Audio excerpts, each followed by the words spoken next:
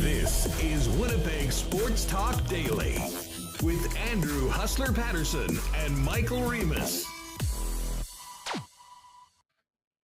Hey, what's up, everybody? Welcome to another edition of Winnipeg Sports Talk Daily. It's going to be a real fun one today. A few of my favorite dudes popping on the show as Michael Remus continues his travels. Remo will be back on Friday, and I'll say this to you right now. Well, I'll tease this to you in just a moment, that we will have potentially an Alex sighting coming up a little later on. So, anyways, we're all getting good. Oh, hold on a second, folks. I realized what the heck's going on, why that's coming in my headset, because I was at the YouTube channel on as well. Sorry about that, folks. Big show today. Rennie and the Rabbi, two of my favorites coming on today. It's going to be a lot of fun. I said yesterday, we were wondering where Reynolds was. We saw him on the side of a milk carton when talking to Ken. Rennie will be on the program a little bit later on. And as I mentioned, I think it's going to go down. Alex, the unveiling of Alex later on. So I'll put this challenge to you, folks. For those of you that are with us on YouTube, as everyone joins us, and I'll plug this a little later on as people join the show, hit the thumbs up button. We're going to get to 200 likes, and at the end of the program, Alex is going to come on and shoot it with us a little bit about what he's up to and his experience hanging out with us and all of you in the YouTube chat. Of course, if you haven't already, or if you're watching this on the replay, make sure you hit that red subscribe button and join us every day live at 1 p.m. with the latest on the sports world, focusing on Winnipeg sports, Bombers, Jets, and much more. And with the fun and laugh that you've come to know on the program each and every day. A little later on as well, I'm going to talk to a young Winnipegger, recent U of M grad, that has written a book about fantasy football, but it's very different. This is not something that's going to get you to, well, hopefully it'll help you to win your league, but more about everything that comes along with fantasy sports in and around. So that's coming up. Rennie will get his thoughts on the Jets off season, the upcoming Labor Day weekend, and more. But right now, without further ado, before we bring in the Leibster, do want to thank the sponsors that make this show happen each and every day. And by the way, speaking of sponsors, our great friends at Princess Auto are hosting Winnipeg Sports Talk tomorrow. I'll be heading down there and doing the show live from the head office with a couple of very special guests joining me from there. Really looking forward to that. And you curling fans want to make sure that you're joining me tomorrow for the program as well. Jeff Hamilton as well tomorrow, setting us up for the Labor Day Classic. Brandon Rowicki. And then on Friday's show, more on the LDC. John Hodges, you're going to jump by and see what our pal Rod Paterson is doing. It's not Labor Day week without talking to Hot Rod. But of course, Princess Auto, great sponsors of ours, Coolbet Canada as well, Assiniboia Downs, Canadian Club, the Nick and Nicky DQ Group, Little Brown Jug, Not Auto Corp, Breezy Bend, Boston Pizza, Royal Sports, Culligan Water, Aikens Lake, F Apparel, Wallace & Wallace, and Vita Health Fresh Market. So let's get to it. Welcome to everyone with us live on YouTube. Shout out to everyone listening on the podcast. Tell a friend about Winnipeg Sports Talk. And Rennie a little bit later on, but let's bring in the Rabbi himself, my good friend, former voice of the morning and the big show on our dearly departed station. It is the Sports Rabbi himself, Matthew Leibl. What is up, Leibs? It's great to have you on the show. Huss, thank you for having me. It is great to see you. Great to be here. I'm here with Moses the cat, who is, he's not a huge sports fan, but he's a bigger sports fan, I think, than my wife. So he wanted to see what this was all about, and we're thrilled to be here. Thanks for having us. You've got Reynolds coming on. Maybe one day I can tell you the story about the wedding that Sean Reynolds and I sat next to each other throughout dinner and some of those fun conversations. But maybe that's for another time. I was just about to ask. I thought maybe you performed the wedding for Sean Reynolds. I do believe he is married, and that's people are always asking, what the heck's Matt up to? Give us a quick update on you, because obviously you've got tons and tons of fans. They don't hear you every day when we grab a little bit of your time to come on. I mean, how's life? How's the fam? It has been growing since we last spoke. Yes, thank you. Everything is great. No, in that particular case, Reynolds was a guest. I did do that wedding, but he was a relative, and we sat. And I think that I had just recently left TSN, so we had a lot of chatting, and it's all the stuff that you may typically remember or guess. Sean was saying I was his favorite broadcaster of all time. I inspired him to be better at his job. I helped him grow in ways he never thought possible. All that typical kind of stuff. No, I am full-time dad, part-time freelance rabbi. What this means is that I make lunches, I drive carpool to daycare, I pick up from daycare, I fill the whole day of activity with my younger son, Felix, who's 1.5. Hugo's the older one, he's 3.5. He goes to the daycare and he gets the lunches and all that kind of stuff. And I make dinner and I do laundry and I take care of the house, all that kind of stuff.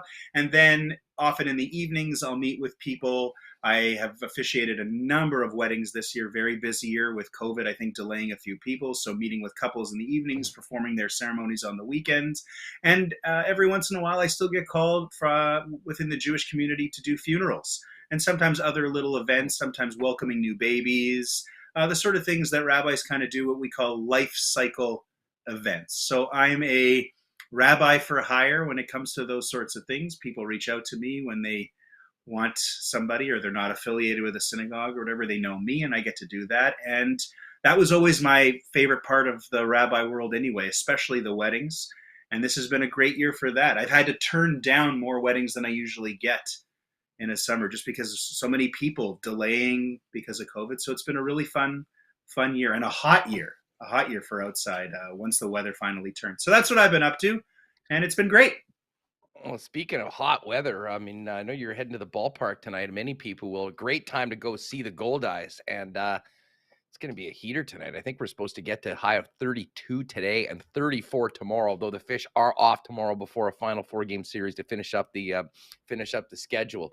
You know, I I just have to say before we kind of jump into the Bombers and whatnot, you know, you have we're always such a unique dude, and we were talking off air about what we loved about the show, and obviously you've got, you know, things progress in life, you've got a family and you're doing other things, but I have to ask you, you probably don't miss getting up at 3:30 in the morning, but do you miss the everyday of you know, kicking it with the boys in the morning and talking about things like the Bombers, which you can imagine, I mean, it doesn't get much more fun talking about a team right now with Winnipeg sports fans than what this team has done, not just this season, but since 2019, really since pre-pandemic. Yeah, I never really got to experience the joy of talking about the Bombers on the air because from 2010 to 2016, they had the Swaggerville Grey Cup run in 2011. We were very early on in the history of that station, and that was a little bit of fun. Great season. That was at least the first half was great, and then of course we got to the Grey Cup. No, I mean, I was lucky on the big show. We had 3 lineups that I was a part of. One was Jay Richardson, Troy Westwood, and myself. Then Paul Edmonds, Troy Westwood, and myself. And then Troy Westwood, Brandon Rewicki, who I know is coming on with you later in the week, and myself. And all 3 of those groups, yeah, the one thing that made getting up at 3:30 and getting to work at 4 in the morning tolerable was the fact that it was the most fun atmosphere to work in, to plan a show in between breaks. I mean, the time just flew, and it was really a dream job. Like so many people recognized and would say to me, and I still think about that. There is, like any job, the grind of having to come up with topics every day, particularly in the summer, trying to talk about the Jets, and that's a little bit forced. But I do miss the people. And I do miss the people who would call in, and I do miss some of the guests that we would connect with on a regular basis, and the opportunity to talk about sports when it's those big moments. I remember in the years since I've left, watching the Grey Cup or watching the Super Bowl, or when the Jets had their run in 2018. A lot of times people, I would love even if I had just like an hour or half an hour tomorrow morning to be able to kind of spew out all the thoughts that I've got on this, like I used to be able to do. But that was that time in my life. And even though I have two small kids, I get more sleep now. So I think I'm more thankful for that. I don't have to crush 3-hour naps in the middle of the afternoon. I can let my littlest kid, Felix, be the one doing that. Take advantage of that. Well, as I said, we're always a delight to work with, and it's so much fun having you on the program as well. Hopefully we can do this a little more regularly as the kids get older and the duties are a little bit more consistent. But in the meantime, I mentioned the Bombers. It is Labor Day Classic week. The Bombers back in practice today, and some great news coming out of practice today. We've been waiting a little while to see what was going to be happening with the Bomber injury situation. First of all, there was concern about Brady Oliveira, who's really kind of seemed to hit his stride over the last few games. And man, he had 60 yards on 8 carries before departing last week's game. Sounds like he's going to be okay. Jeff Hamilton reporting from practice that from what he's hearing, he's doing just fine after exiting the game. He'll be at practice today. He is at practice today. It's all good. No sign of Demario Houston, who, of course, went down early in that game on that first Calgary touchdown. So we'll find out in the next couple of days what that means for the Bombers look going into Saskatchewan on Sunday. But the big news, Matt, we know how important this guy is on and off the field throughout the offseason, even here being part, is Brandon Alexander coming back, a real leader in the background and sort of the brains of the operation in the defensive secondary. This team's dealt with a number of injuries. Greg Ellingson's still on the 6th game, but they've been waiting for Brandon Alexander to come back. And the guys that have been filled in have done a very, very good job. We'll see how close he is to potentially being able to play. I'm not sure whether this automatically means he's in on Sunday, but great news for a team that's 10-1, the class of the Canadian Football League, and looking to lock down a playoff spot this weekend, if you can believe it, this early into the season, and look to booking that West Final and another trip to the Grey Cup and trying to make it 3 in a row. Yeah, the great news for defensive players returning is that I used to always say that with the CFL spanning the summer and then into the fall and early winter in Canada, the football changes so dramatically. I mean, football is never an easy game to play for the guys who are out there, but certainly it's way easier in July, August, and into September than it is in late October and November. But the games in November are the games that are going to determine whether you win a championship or not. And when the weather turns and you get it and it's cold and it's slick and you can't throw the ball the same way, you have to rely on your ground game quite often, but you have to rely on your defense. The Bombers are going to score points. With Collaros and company, you mentioned Oliveira. He's been a phenomenal replacement. People are saying, Andrew Harris, who? We don't even remember him at all. The Bombers are going to score points. I don't think that is going to be a problem. But the opportunity to win another championship, I think, is going to come down to their defense. And some of the places where they've looked shaky even in this season is when, like I remember the Toronto game, where they've allowed teams late in the game to kind of march down the field on them. That's not going to cut it. Montreal game, where they lost. That's not going to cut it in the playoffs and certainly in the Grey Cup if they make it that far. So for Alexander to return, and we hope Houston back, getting healthy on D is critical as the weather starts to turn, because that's going to determine the championship caliber of this roster. Look, everybody, it's funny. I'm in my very little spare time, which is usually mid-afternoon naps, like right now. I've been working my way through you're going to love this, Man in the Arena, the Tom Brady, the documentary on Disney Plus. I think of you every time I watch him. The greatest of all time. I know your personal hero. Your hero and the one who inspires you the way I inspired Sean Reynolds.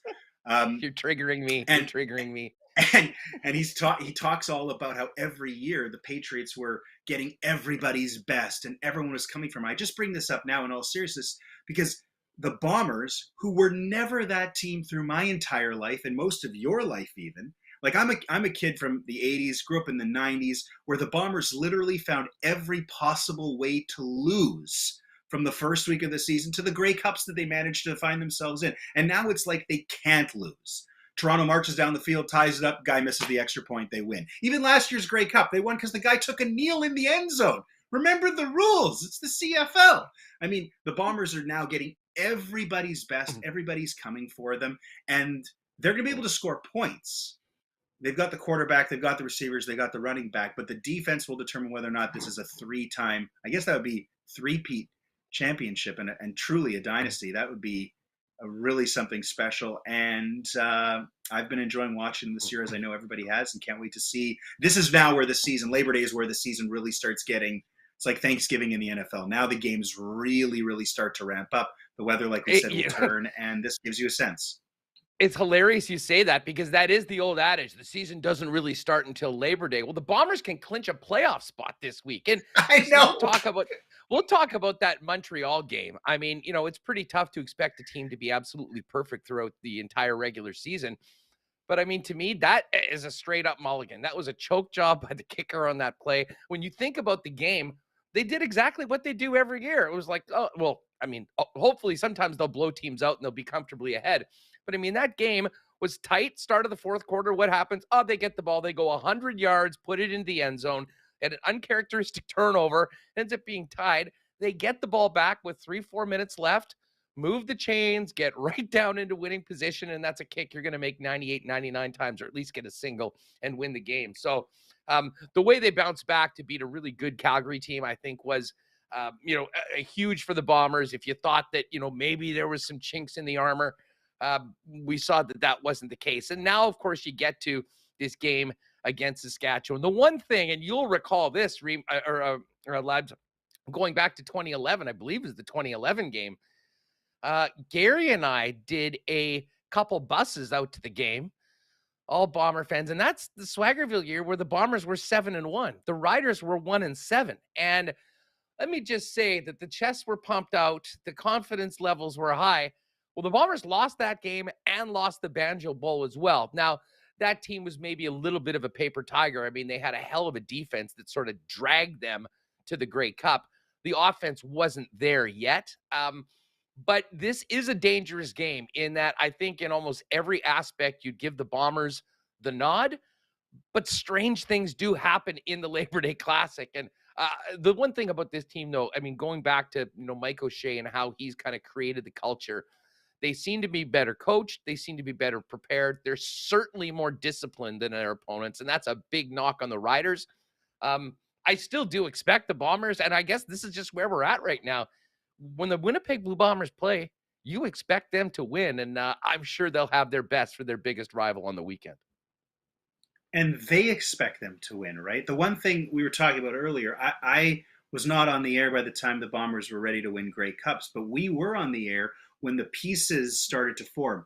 Wade Miller, Kyle Walters, Mike O'Shea, the last piece. That was all the stuff that determined the culture, and a culture of confidence, a culture of believing that you're going to win every time you go out there. But Collaros was really that missing piece. Buck Pierce, no disrespect to him as a guy, but as a quarterback, he was never going to do the things that you just mentioned in the rundown of one game against Montreal. Never going to lead those 100-yard drives late in the game, early. It just wasn't the kind of quarterback that he was. Collaros is, and I think that the defense feeds off of that. They've also got incredible gamers, and the offense feeds off of that. Everybody feeds off of that. So top down, they are a very confident group, and by this point, why not? I mean, you've won back-to-back Grey Cups.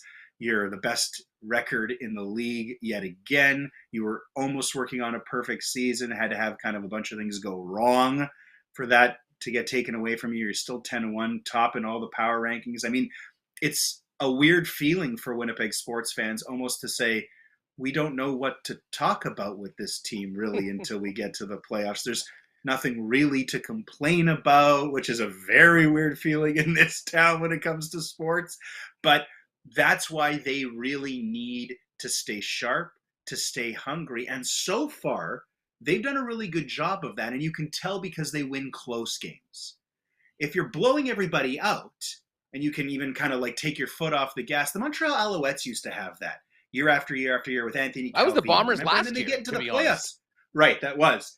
And then they get into the playoffs, and like the Owls, and they wouldn't have that same hunger because they didn't have it. But the Bombers, I mean, they're fighting Calgary. They have to win by 2 points. They're fighting Montreal. They lose, but they're fighting to the very end. This team doesn't give up the fight on either side of the ball, and that will serve them very, very well as September turns into October, turns into November, hopefully for them. Comment in chat says Blue better get up for this. History dictates you need your best effort because the Riders always do. And again, it's something about this game. I mean, you sort of can in a lot of cases throw out the records. We won't be doing that. 10-1 staying on the scoreboard and in the standings right now. But it should be a great game. Big picture for the Bombers though in the Canadian football. I mean, the biggest story all year long, in addition to the standard the Bombers are setting week in and week out, has been the turnaround in BC. And Nathan Rourke, an absolute phenom. I mean, a record-breaking pace through half of the season that he put on. And, of course, being injured, the hopes are that he might be able to get back for the end of the season. But considering the Lisfranc injury that he's had, I'd say most people aren't counting on that. Pretty significant trade, though, today. You can tell the BC Lions really do believe in their squad, but need a little bit more at the quarterback position without Rourke. Getting Vernon Adams Jr. from the Montreal Alouettes for a first-round pick.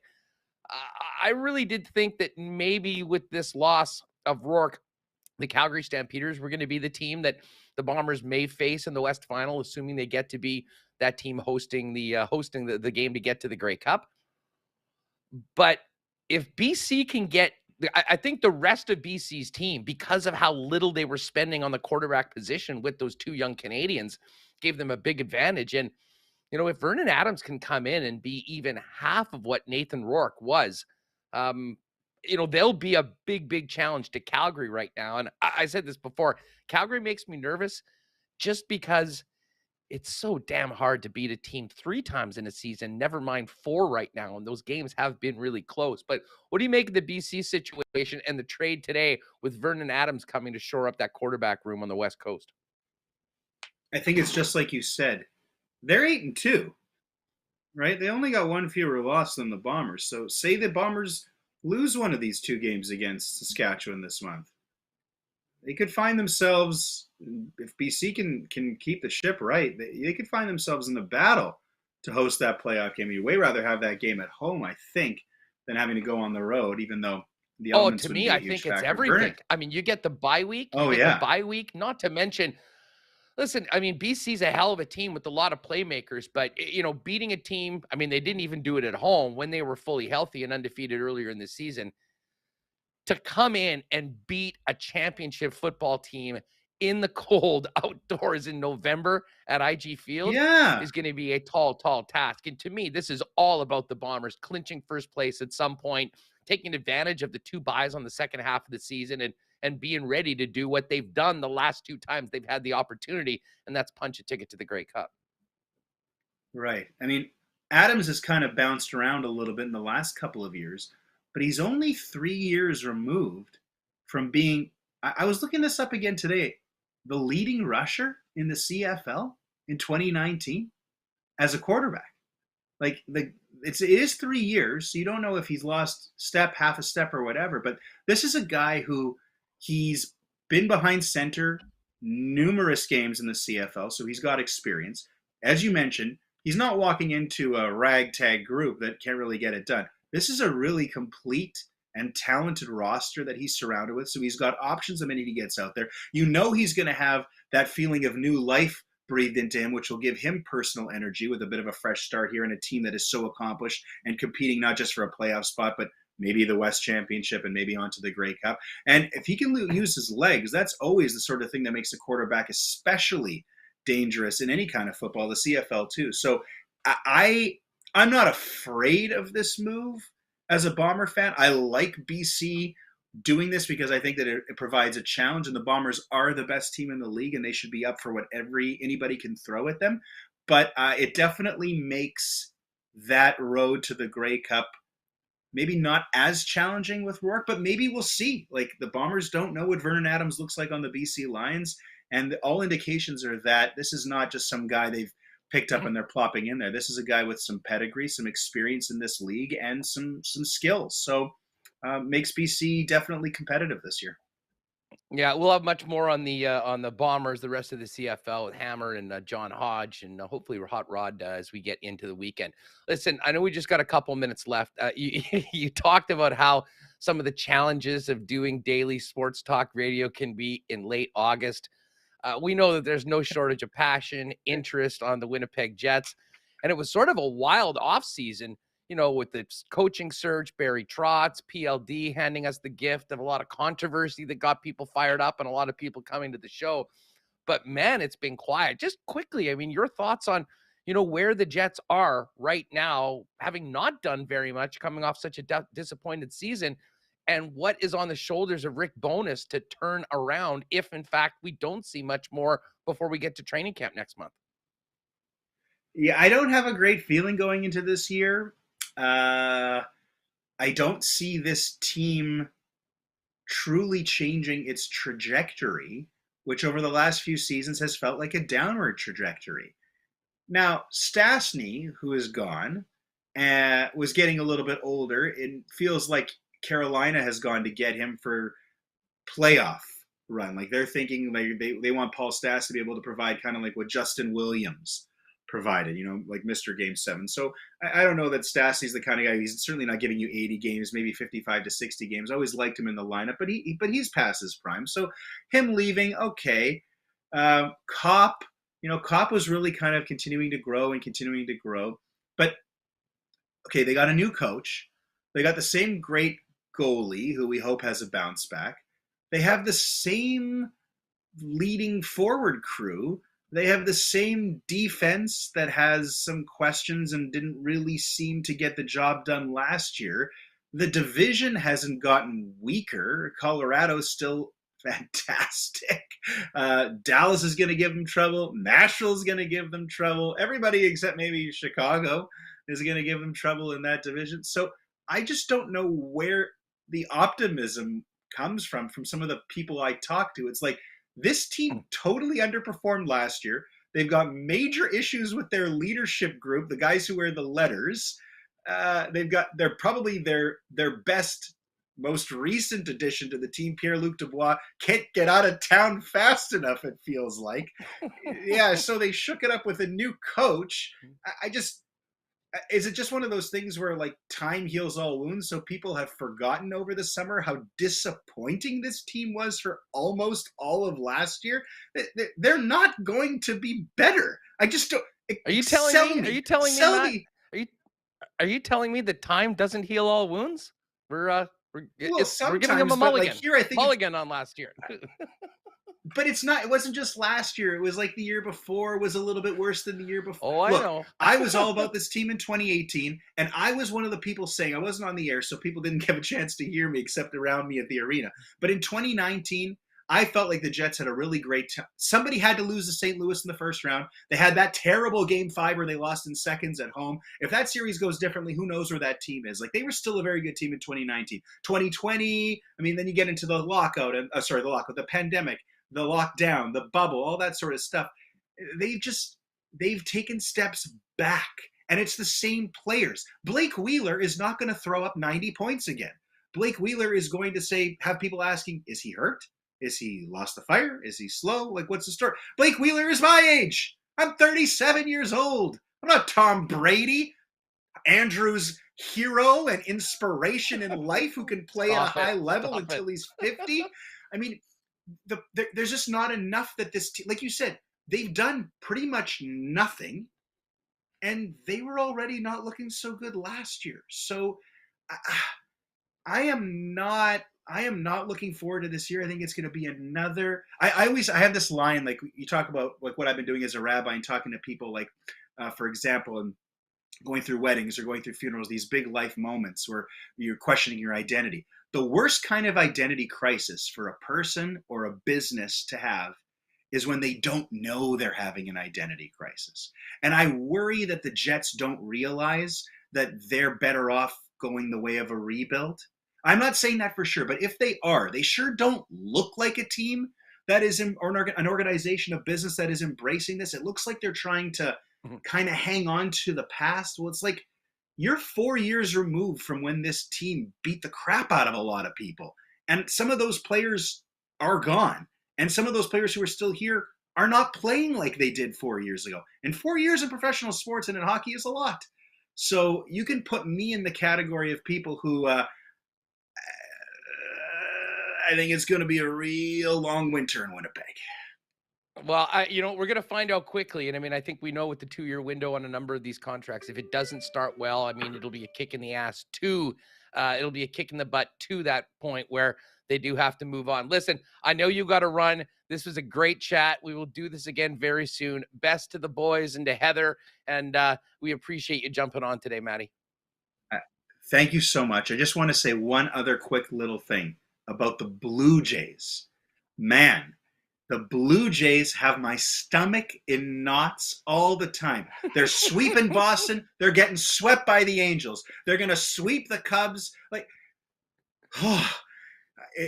you want to watch the Jays and you want to get so into it, and they're so easy to get into it, but then it's like one of those very dangerous relationships, right? Where like when you're together, it's just like, it's so amazing. You feel incredible. The romantic connection's amazing. You're having so much fun for 12 hours, and then you scream at each other for 3 hours. It's like, oh, I can't take it. So I need you to play the role of counselor with me, maybe next time I come on, and hopefully we can talk about the Jays a little bit too. And because like they're not going to have Vladimir Guerrero Jr. forever, I worry. And the guy is so good, and there's so many players around like Springer, who I just love watching. But that's the other thing that I find time for in the summer is living and dying with the Blue Jays.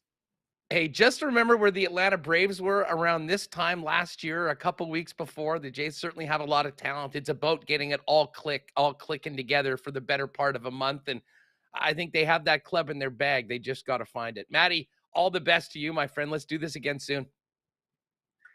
Thanks for having me on. It's a pleasure to see you. All the best to everyone who listens to Winnipeg Sports Talk, to all the great sponsors for supporting it. Like I said, when 1290 went down, Hustler and Remus and all the sponsors and all the fans were there to prove that this is a sports-hungry town, and this is the kind of town that deserves programming like this. I'm thrilled every time I get to be on here. I love that you guys do this every day, even in late August when it can be tough to come up with topics. You're doing a great job. You're great pals, and keep it up. Thanks, dude. Yeah, the grind is real, but hey, listen, we've got such a great crew of people with us in the chat each and every day, and obviously everyone doing it on podcast. There was no time to take a week off or anything like that. We got training camp right around the corner. We got the best team in the Canadian Football League playing their arch rivals on the weekend. There certainly is lots to get to, and we will chop it up with Sean Reynolds a little bit later on. And as I mentioned, later on in the program, Noah Lieberman is going to join us in a really interesting piece on a book that he's written on everything that is involved in fantasy sports. Things, the relationship challenges and more. You're not going to want to miss that. And folks, if you have not already, I've put out the gauntlet. We've got well over 200 people with us watching live right now on YouTube. If you get 200 likes, 200 thumbs up by the end of the program, once we're done the interview with Noah Lieberman that we did a little earlier, it will be the debut of our fill-in producer extraordinaire, Alex. You've been asking for it. Well, we will make it happen. Hit that thumbs up button, folks, and we'll meet Alex live in person on the show a little bit later on. All right, listen, Rennie coming up in a few minutes right now. Do want to thank our great sponsors and friends at Vita Health Fresh Market for all of their support of Winnipeg Sports Talk. You know, Vita Health is stocked with Winnipeg's best selection of local, organic, and natural groceries, supplements, and beauty products, all at great prices. If you're into organic produce, local grass-fed meats, a great grab-and-go deli with Vita Market salads and sandwiches, this absolutely is the store for you. Hey, a local company, family-owned. They've been empowering Manitobans to lead healthy lives for over 85 years. And now have 7 Winnipeg locations, including the newest store in Linden Ridge, and a fully shoppable website as well. If you want to make an order for in-store pickup or delivery, you can do that as well, all over at myvita.ca. Well, with August coming to an end, we're thinking about a very busy September, both on the sports scene and probably in many of your lives. But, despite the fact that, we're getting into September, you can still, from our friends at Wallace & Wallace, get a brand new, beautiful garage door delivered and installed within 4 weeks, just in time for the craziness of the back-to-school season. Wallace & Wallace, not only Winnipeg's fencing specialists, but they also work with Clopay, the largest garage door manufacturer in the world. And you've got 161 styles of garage doors to choose from. So there's certainly a style that's right for your home. And speaking of doors, you may not know, but a new garage door can add up to 4% to the value of their home. Wallace & Wallace, the experts for garage doors, boathouse doors as well. You can find out all the information at wallacedoors.com and give them a call or pop down and see them at their showroom on Lawson Road. All right. I went in to see Andrew and the gang at F Apparel yesterday. I've been mentioning it. I'm doing a wedding on the weekend. Figured this was a great time to upgrade the wardrobe heading into the off season, into the fall and whatnot. I picked it up yesterday. We will be doing a challenge at some point very soon for another suit show, because this one is it came out great. Was pumped. I'm going to look good on the weekend, which is important for the role that I'm playing. But maybe the coolest thing about it, I got the Winnipeg Sports Talk logo on the inside of the jacket. So I'm very excited to show that off to you. I'll wait till Remus gets back for another suit show. But he's got done up at F Apparel. I have now as well. And bottom line is, if you're thinking about maybe upping your game in the wardrobe department, the spot for guys is F Apparel down at 190 Smith Street downtown. I also took advantage of a great shirt special they've got on right now. 3 shirts for $210, custom done. I got a couple dress shirts, one more casual one to go with the suit. So really looking forward to that. Hey, everyone needs at least one suit that fits and looks great. F is there for you. Custom suits beginning at $400. And when I popped in yesterday, a number of people getting ready for their wedding parties for next summer. And of course, F's got a great deal, 15% off for all the fellas when the wedding party gets their suits down over at F Apparel. And as we head into the fall, I'm already thinking about next summer. I'm already thinking about getting back to Aikens Lake Wilderness Lodge. Regular listeners will know we had such an amazing time a few weeks back out there. And as great as the fishing is, and as convenient as it is for a fly-in lodge to be able to be on the lake within 2 hours of the city of Winnipeg, the one thing that really separates Aikens from anywhere else is the incredible hospitality of the Turenne family. Whether you're going with friends and family, where you're doing a corporate retreat, the way you're taken care of, fed, and entertained by the Aikens staff is literally second to none. Find out more online, aikenslake.com. And you can hit up our good friend Pitt Turenne on Twitter or Instagram as well, at Aikens Lake, for more information on what they've got going on for coming up for next summer. All right. So Sean Reynolds is going to join us coming up in a few minutes on the program. And as I mentioned, we've got a neat piece with the local author on a very unique fantasy football book that has been written. But I am quite interested to hear what folks feel about what Leibl had to say. And listen, folks, you know me, I'm a pretty positive guy. And I mean, I wear my heart on my sleeve. And like many of the big Jays, you sort of have to be neutral. I mean, I'm just like you all. I mean, I want to see this team, the Winnipeg Jets, do well. I'd love to see them, have entertaining games, win lots of hockey games, have playoffs, and, give people some hope and real great entertainment throughout the year. And listen, I still think that's going to happen for the most part. I mean, I do think this team is going to be competitive.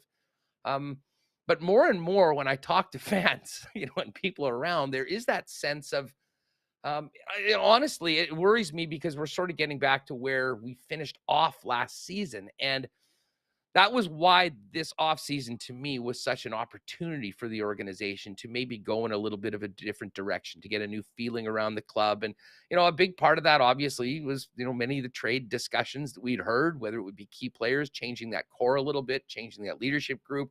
But as of right now, it hasn't happened yet. Now, part of that may be by design.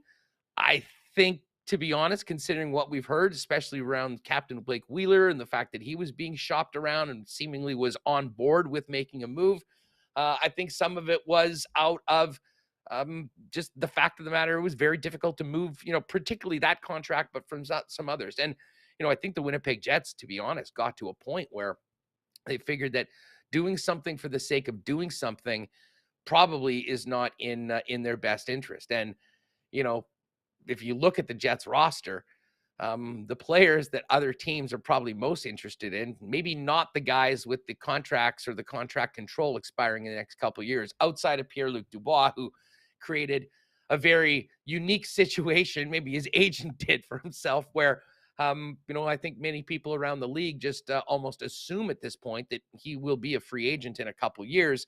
So maybe that changes his his value a little bit on the trade market. I mean, I don't think they're into trading Kyle Connor. I sure as hell hope they're not ever thinking of trading Nikolai Ehlers. And a guy like Connor Hellebuck, until you're at the point where you are committing to a rebuild, has to be your guy. He's the backbone and the most important player on the hockey club. So I certainly do. He'll have hope. I guarantee you, when we get to training camp, I mean, you're going to hear me excited. Great to see the guys back and great to see what happens. And, I just hope that, listen, first and foremost, I do hope that there is something else that happens. I really do think that it's very problematic if this team goes in to, camp with all the defensemen that they have under contract, the veterans there.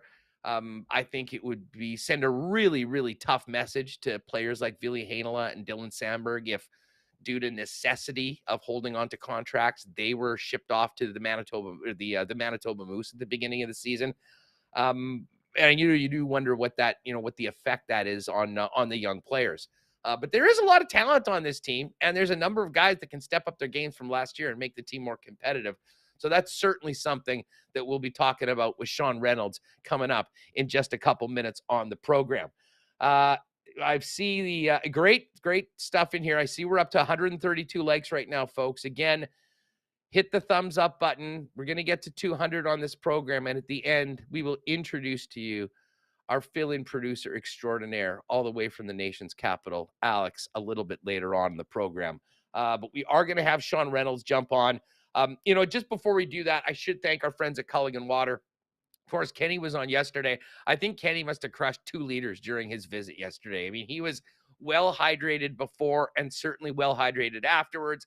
But when we're talking about hydration, it's the folks at Culligan Water who've been doing it as a family-owned business for 65 years here in Winnipeg and Manitoba. You can visit them at 1200 Sargent Avenue and check out their water softeners, filters, bottled water coolers, whole home systems, and drinking water systems, not to mention citywide water delivery services, as well as commercial and industrial water products and solutions. But everything's online at drinkculligan.com. As I mentioned, 1200 Sargent Avenue, or give them a call at 694-5180 for water services for the home, the cottage, or your business.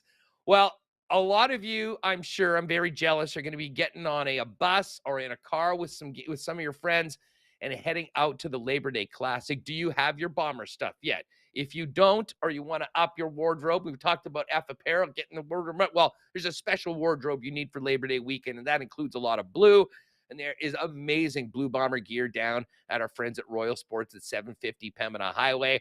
Pop into Royal before you head west to Regina and get the latest Blue Bomber gear, including the new 3rd jersey with the 2 stripes representing the back-to-back championships. And I know they do have name and number jerseys with Willie Jefferson, Adam Bighill, Zach Caleros, as well as blanks, and so much more, including some exclusive back-to-back Grey Cup championship hats as well. But there's so much more than just Bomber gear. Thousands of pieces of Jets merchandise getting ready for the upcoming season, and tons of NFL gear coming in by the day before next Thursday's NFL kickoff. And of course, if you play hockey, you already know that Royal Sports is the best hockey store in town, with players helping you get what will take your game to the next level. It's all there at Royal Sports, 750 Pembina Highway.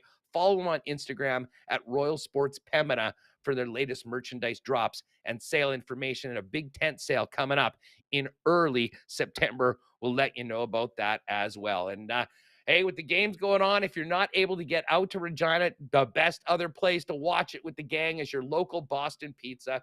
Great specials daily. Pizza flights are back. And of course, Monday night football promos as well coming just around the corner, including a couple of trips to Vegas to see the Raiders. Pop down to Boston Pizza, and if you can't, check out their game day deals online and order at bostonpizza.com. And just before we bring Rennie in, Breezy Bend, place to be this week for golf. We talked to Daniel Super from Golf Canada yesterday as the Canadian Women's Mid-Am and Senior Championships got going at Breezy Bend. The course is in incredible shape. Huge shout out to Craig McLeod, doing just an amazing job on the grounds. First round went great. We've got some really awesome weather for the next 2 rounds. Free admission. So if you are thinking about taking in some of our top female golfers in the country, it's at Breezy Bend for the next couple days. And you can go to the Golf Canada website for more information on the event. All right, let's get to it. Lots to chop up with our good friend of Sportsnet, Sean Reynolds. Rennie, it's been a minute. How's your summer been?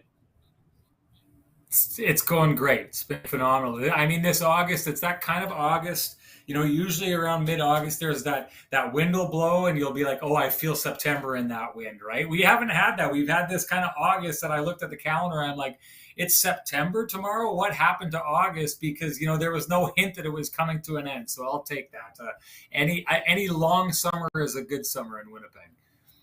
I'm with you. I got completely caught off guard. And we've been planning the sports trivia night with our friends at Little Brown Jug for September 1st for a while. And we were kind of getting to the weekend, and I was working on some stuff. I'm like, oh my God, that's Thursday. And then I was doing the lock shop yesterday with Dustin Nielsen, and Dusty's like, yeah, I'm not on tomorrow. It's the kids' first day of school. I'm like, what? And maybe it was the short, maybe it was how brutal like April and May were around here. I mean, it really didn't, frankly, almost even into June. It's like summer didn't really start until late, and it's been pretty nice for the last couple months. But I'm not sure if we're ready to get into the fall yet. But Labor Day's here, and of course, Winnipeg Jets training camp right around the corner as well. So enjoy these 30-degree days this week. I think they're numbered. Yeah, no doubt. But you're right. It was a late start to the summer. And I think something to do with like the illusion that the hockey season created. We're still kind of in that COVID schedule, and it pushed everything back just a couple of weeks. So that played a role in it too. But you're right. Enjoy what we've got here. I just came back from walking the dogs. It's a scorcher out there. The backyard above ground pool that we have going and share with the neighbors is humming right now. So let's enjoy it while it lasts.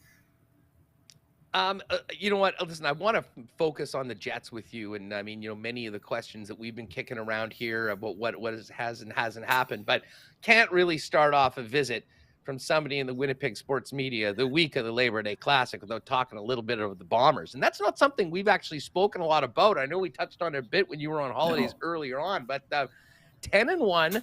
Going to Regina this week. I mean, they had that one blip on a game that was eminently winnable. Probably should have been 11-0, but hey, It is what it is. But what are you thinking about this game coming up this weekend? Because if one thing is history has told us, you can throw the records out the window when the Bombers and Riders play in both the Labor Day Classic and the Banjo Bowl.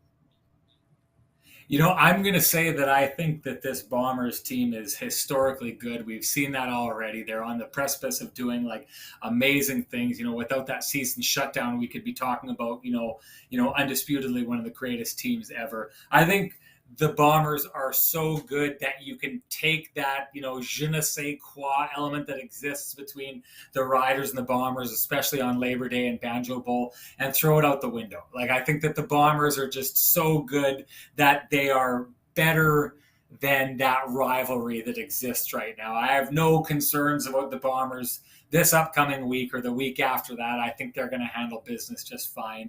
It is interesting. The one thing I keep thinking about this Bombers team, and you'd mentioned it, they could be 11-0. And, there were some, breaks, specifically in the kicking game that went against the Bombers.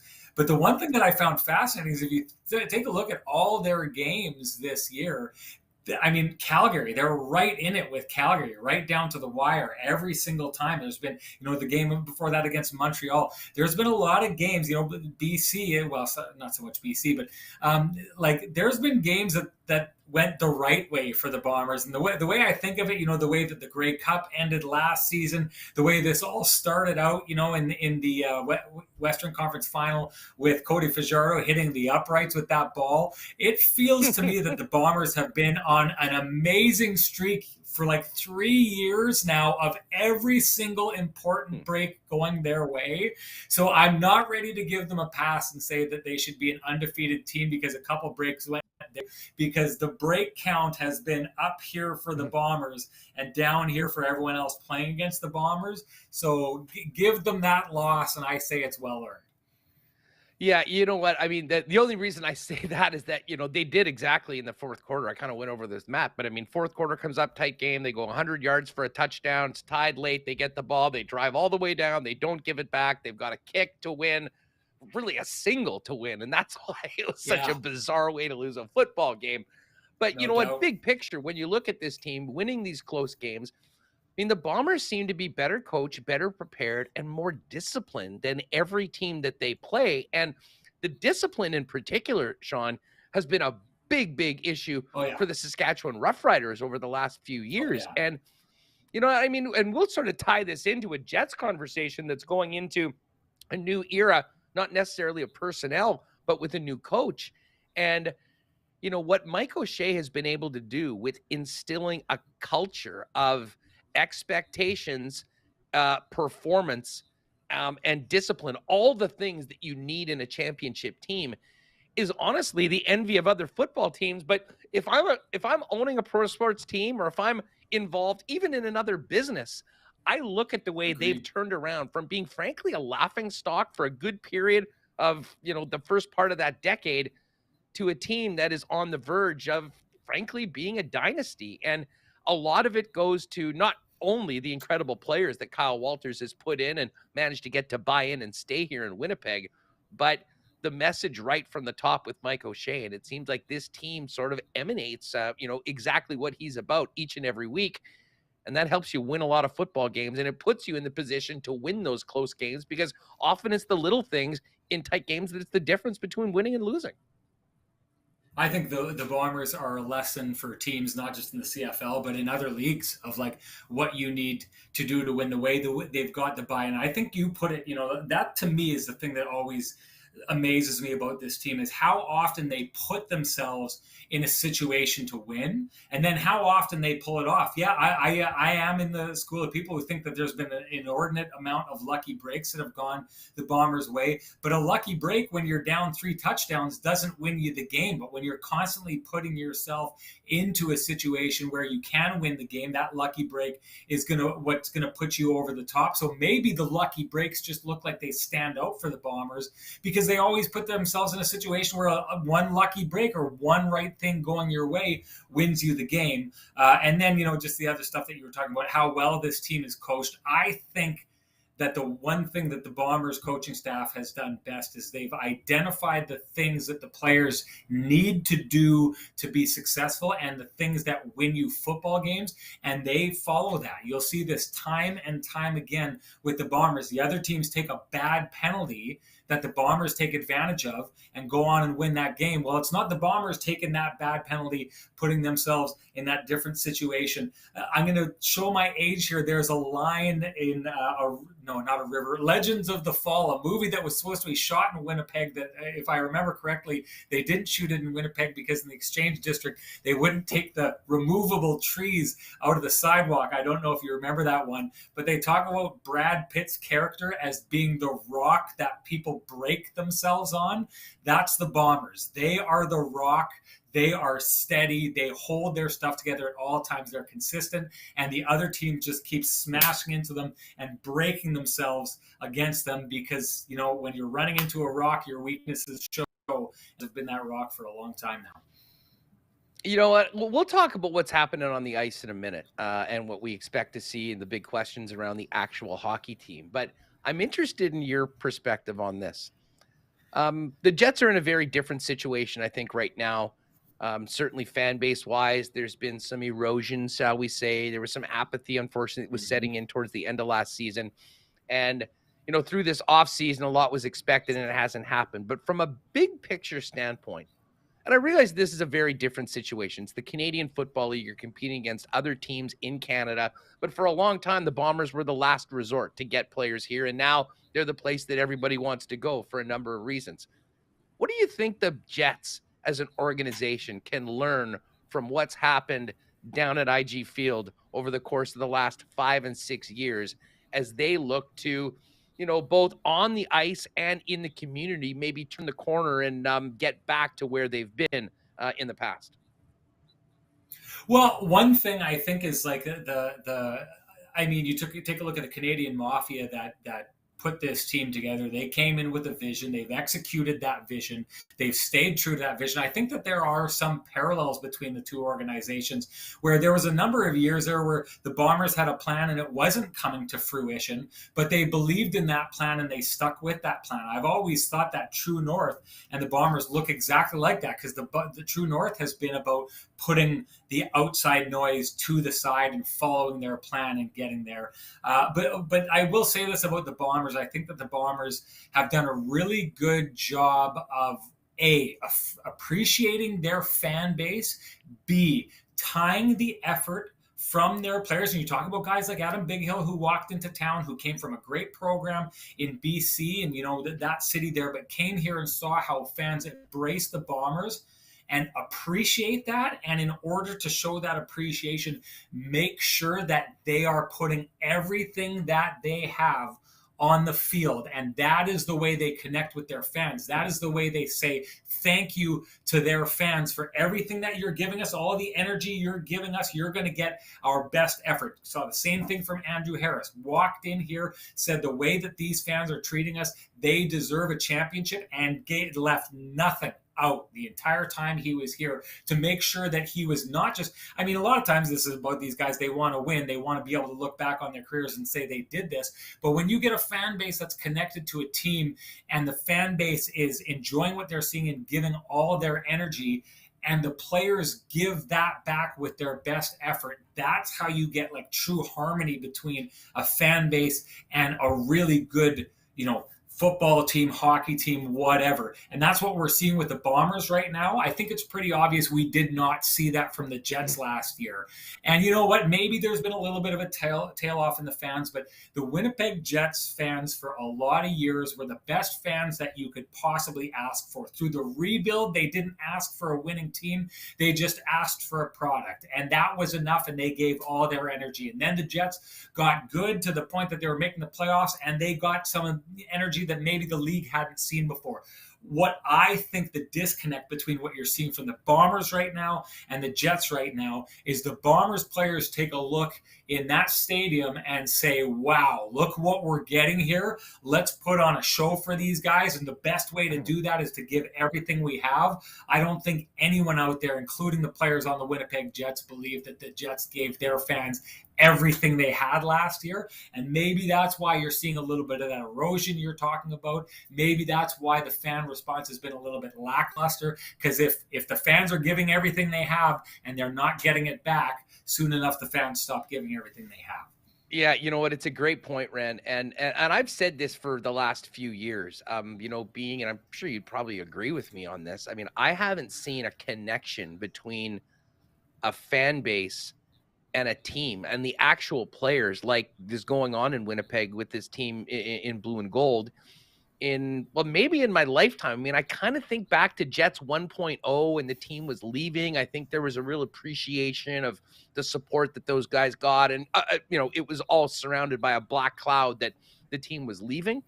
But it is special, and it's been that way for a while, even before they actually won that first championship. That kind of was building, and it's been taken to a whole nother level as more people come on. And I mean, you've been to the games. I mean, you go to the games this summer. I mean, they're pushing 30,000. It is the place to be, and you've got tons of young people. I mean, it's just awesome to see. And you know, I certainly hope. I think everybody hopes. I mean, it's in everyone's best interest that we can get back to that happening at the rink downtown. But there is a lot of work to do, and the team's coming off, I mean, such a disappointing season. And we all, I think, to a man, expected this to be the most impactful and interesting off season in Jets 2.0 history. Yeah. And yet we're talking tomorrow is the 1st of September. And I think it's safe to say that hasn't happened. How surprised are you that we're basically still in the same spot? And why do you think that was? Because it certainly sounded at the end of the season from an organizational perspective. I mean, you talked to Kevin Cheveldayoff that there were going to be some significant changes. And obviously at some point, whether by design or circumstance, we're here where we're at. Okay, the part of me that wants to say "I told you so" to the world is Go not for it. Go surprised for by it. this. Is not surprised by this because I had been saying this. People will remember if they were tuning in to Kenny and Rennie, or even I remember being on air with Nick Kiprios on Fan 590 out of Toronto around March or something like that. And he said, when they blow this thing up in the off season, who stays and who goes? And I said to him at that time, I don't think they're going to blow it up. I don't think we're going to see much in the way of changes at all. And I truly believe that at that time. And you and I probably talked about it in this space on your show here. I know Ken and I talked about it on Kenny and Rennie. I don't want to burn him when he's not here, but Ken was of the belief that there was going to be drastic changes. I had said I didn't think that there would be, but I got to say, Huss, even though I said that and even though I expected it, there's still a part of me right now that is surprised that there weren't changes, or maybe surprised that there just seems to have been zero changes at all. And it's almost like the changes that have happened, Paul Stastny not coming back, that I don't want to say it's inaction because I don't believe that it is inaction. I think the Jets tried to bring him back. It didn't work out. I think he went and he looked and saw, where he is in his career, what he wants to accomplish, and feels that for the money that was offered, which I think he probably could have got more elsewhere, he feels he's going to have a better chance of accomplishing what he wants to accomplish at this point in his career in Carolina compared to Winnipeg. But I'll say this to your point, like tomorrow's September, if you would have told me that this was the list of transactions that had happened in Winnipeg over the summer, even I would have been surprised. And I think I was kind of waving the flag of, I don't think there's going to be a lot of turnover here. I have to say, Huss, I still do believe that the way that the Jets have handled their salary business, the Jets don't really do a lot when it comes to free agency. We know that. The proof is in the pudding in the past. The way that they go get their guys is the same way that they got Brendan Dillon and Nate Schmidt and Stastny the first time around, is they leverage teams that are in salary trouble and they take someone off their hands, and that's how they get their guys. The Jets are in the position to do that. I fully expect they are going to do that. I don't think it means they can take an absolutely massive swing, but I do think they are going to add someone, and that will be what they hold up and say, see, we were working at this, we were trying to make change, but that change is not nearly enough. And I'll say this, it's pretty interesting, and maybe this is a direction you wanted to go after this, but the storyline is already coming that we got it wrong, right? Like Mark Scheifele has basically said this, and this is what the team is going to be saying going forward. There never was an issue. This was all overblown. The media made a bigger deal out of this than they should have, and don't believe what you're hearing. The one thing I'll say about that I think is extremely dangerous, if there's players in that dressing room that don't feel that way, that feel that there was a problem, that there were problems that needed to be addressed. And I do believe there are players in that dressing room that feel exactly that way. Though the message to those players is, shut up. We're pretending this never happened, and you're going to have to deal with it, the fact that we're pretending it never happened, because that means we're pretending that your concerns aren't there either. That, I think, is pretty dangerous if what we, what very much sounded like what was happening, what the team was talking about happening, players were openly talking about happening. If that's happening, I think it's a dangerous tact, and it puts a lot in the lap of Rick Bowness to fix heading into the season. You know what? That is, it is such a great point. I believe it 100%. And, listen, I think we all, I laughed a little bit, of course, when we heard Mark talking with Sarah in her first day, I guess, is working with the Jets, and, saying, listen, I appreciated his positivity and his attitude. I think that, and I'm sure you'll agree, outside of Connor Hellebuck, there's no one, if this team is coming back as is, there's no one that has the potential to be the change more than Mark Scheifele. Frankly, they need that from him. So, maybe that is the party line, but I do agree with you. I think that, if you come in, you hear what you're hearing about some of those end of season meetings about the way the season ended and the way guys were feeling about it. If if the MO is to come back and just say that this is fake news and people have been making stuff up, well, you know what? Then the onus is to show that that is the case. And you're exactly right. I mean, listen, I think everyone loves Rick Bowness. I mean, he's a guy that is universally beloved in hockey. He's incredibly experienced, and I appreciate the positivity and the attitude that he brings in.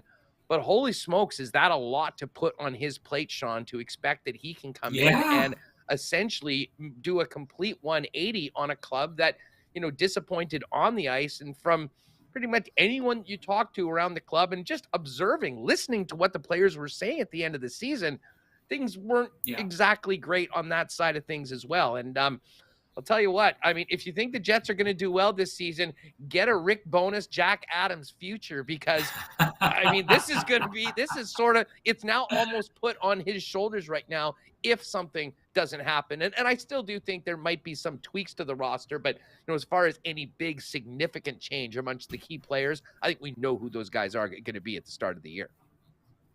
Yeah, you're entirely right. This is, I mean, the one big change, and I've said this from the beginning. I've always been an advocate that coaches should be really good coaches should be making like $7-8 million, right? Like, because really you could add an $8 million player, a single $8 million player to your roster, and you could add a coach. And who do you think is going to have a bigger effect on that team? I say dollars to donuts. It's typically the coach. So I think coaches should be paid like star players, especially if they have the capacity to turn things around. Well, if Rick Bowness rolls in and takes all the issues that this team has been dealing with and either fixes them or suppresses them or does whatever and gets this team playing winning hockey, which if you take a look at this roster, I mean, no one should be surprised if you get to that situation. I don't think that I look at this roster and say this is a Stanley Cup and waiting roster the way that, Mark Scheifele kind of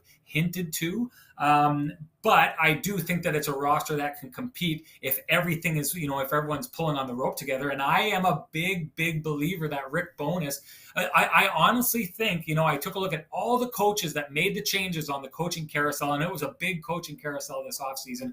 I'm not sure that there is a coach on that coaching carousel that could do a better job in Winnipeg than Rick Bowness. I think Barry Trotz was the number one guy, but he didn't go to anyone. But I mean, would Bruce Cassidy do a better job with this team than Rick Bowness?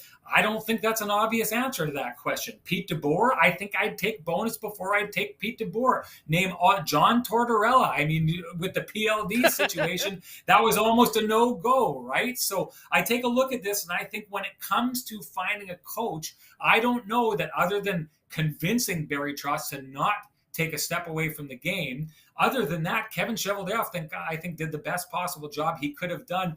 But back to the point, it does seem like other than bringing in a coach who I think can make a big difference, there hasn't been a lot of help from the GM to put that coach in a good spot. And to the point that we were talking about, if they're just saying, like you said, the party line and saying everything's fine, nothing to see here, if there is something to see there and behind the scenes that's percolating, well, that's you just handed a smoking bag of dog what to your coach to start and put out before everything else gets started here. And I don't think it's necessary. Like if there were problems in the dressing room last year and you couldn't move players out, then just say there were issues. We need to deal with those. We're professionals. We're going to. It's easy enough to say that. Things went off the rails and we're going to bring them back. That's what you say. You don't need to say, no, it never happened. Look over here.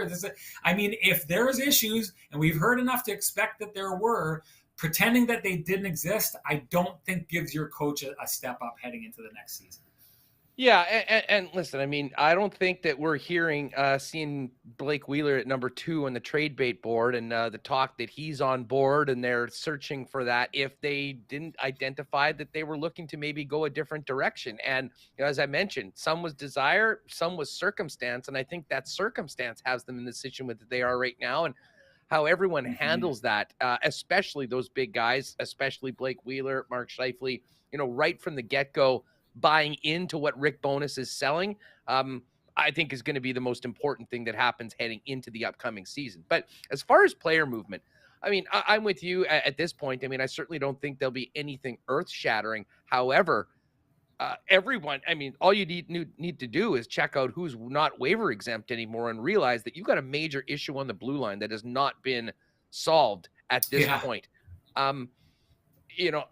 The logical thing from my standpoint, and I've been saying this for the last few weeks now that, the RFAs have been signed and what cap space that you have, would be to move one of those defensemen, get a forward back that maybe costs a little bit more than the defenseman that you're giving out.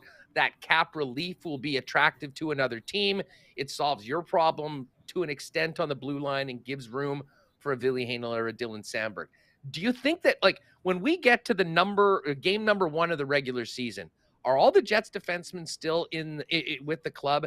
And if that is the case, how do they handle it, not wanting to lose players that are waiver exempt? And probably, I'm sure Rick Bowness is not keen on his first act as head coach is sending Ville Heinola or Dylan Samberg to the Moose just because they can't go on waivers.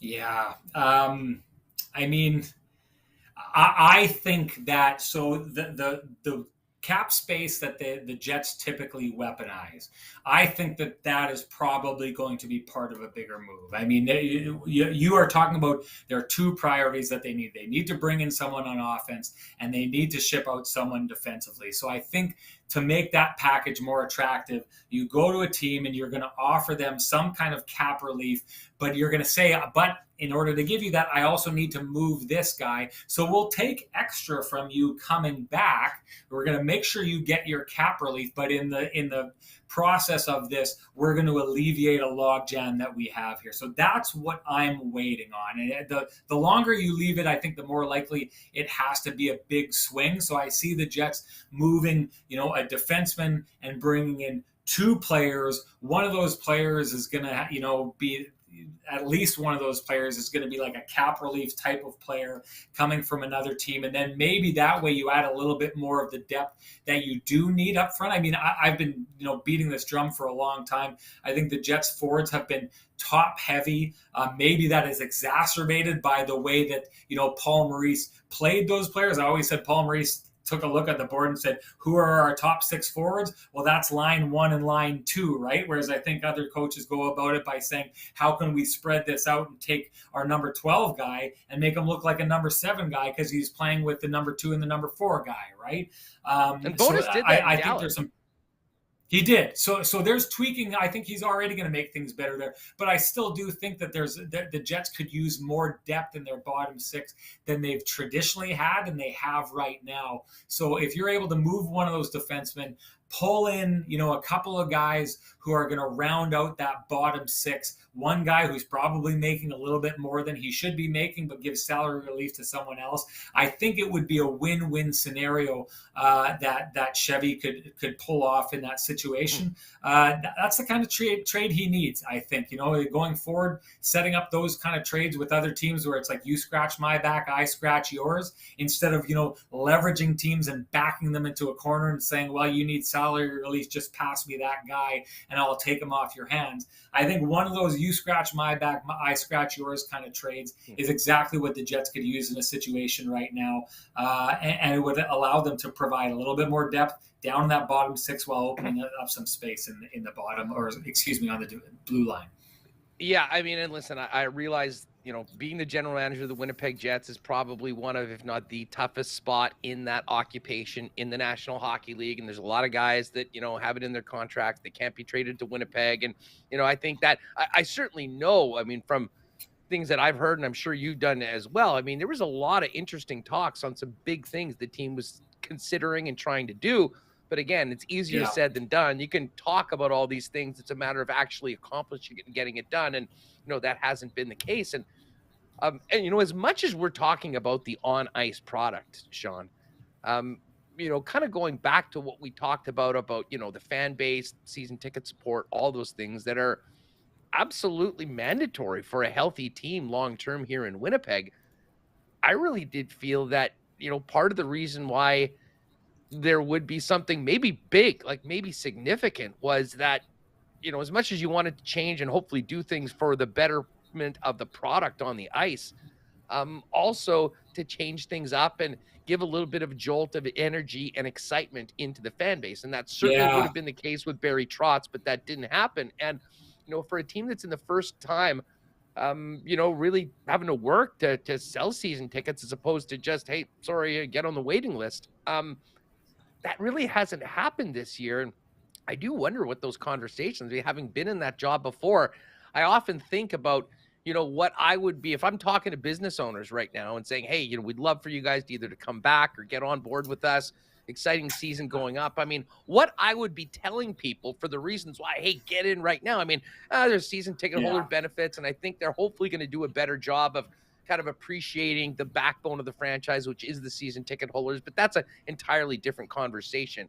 Often things that are done in the summer are done almost to, give a bit of a kickstart on the business side of things. And that hasn't happened. And I'll be fascinated to see, where they end up, where things are right now, because I don't think, and, again, I don't want to pin this all on Cheveldayoff. Obviously, Mark Chipman's involved. I mean, from an organizational standpoint, it's their ball to play and they've done what they've done. But I think there was somewhat of a missed opportunity to maybe get somewhat of a fresh start and a jolt of energy into this fan base that's not there right now. And I wonder what that will be, or maybe there's still something coming that has sort of been like the old Lou Lamoriello. Oh, we're going to wait till early September when everyone's paying attention to drop this. Yeah, I love the idea of you're like, what's the sales pitch? Like right now, if you're trying to get people excited about the Jets and what they did, what's the sales pitch, right? Like Trotz would have done it, but it's extremely rare for a coach to do that. Bonus is like you've got this house, right? And the best place you could spend your money is on fixing the foundation, right? And so you go out and you do that, and now this house is that much more valuable and it's going to be a lot better off. But the fact of the matter is the people walking by on the street, they don't see the foundation. They wonder why you haven't put on new siding or a new roof or put in new windows, because that's the exciting stuff everyone sees. So while I do think the Jets did really good work in bringing in Rick Bowness, to your point, they haven't brought in any of the kind of flashy stuff that's like, I need to get down there now because the Jets brought out this guy and I want to see how this guy looks with Kyle Connor or how he looks with Mark Scheifele.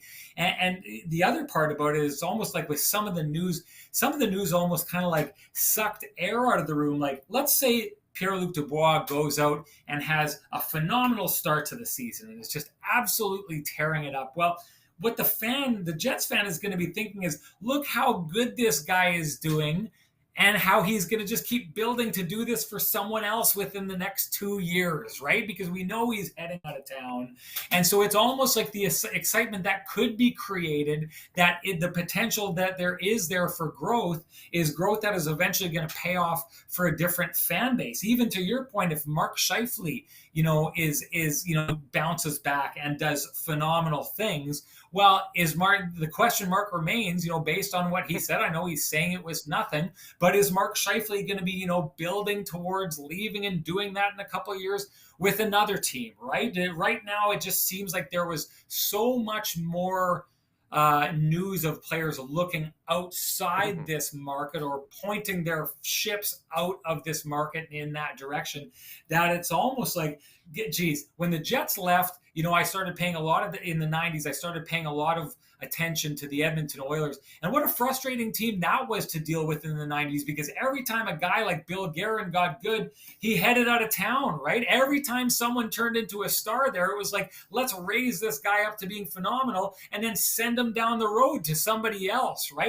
Well, that's kind of feels like with guys like Pierre-Luc Dubois and maybe even Mark Scheifele right now, the way things are going, it's hard to get excited behind that because you're starting to feel like a farm team for other teams. So, to your point, big swings that would have brought out some certainty that this guy is here and he's going to be here for some time. We've got him locked down to a 5-year contract.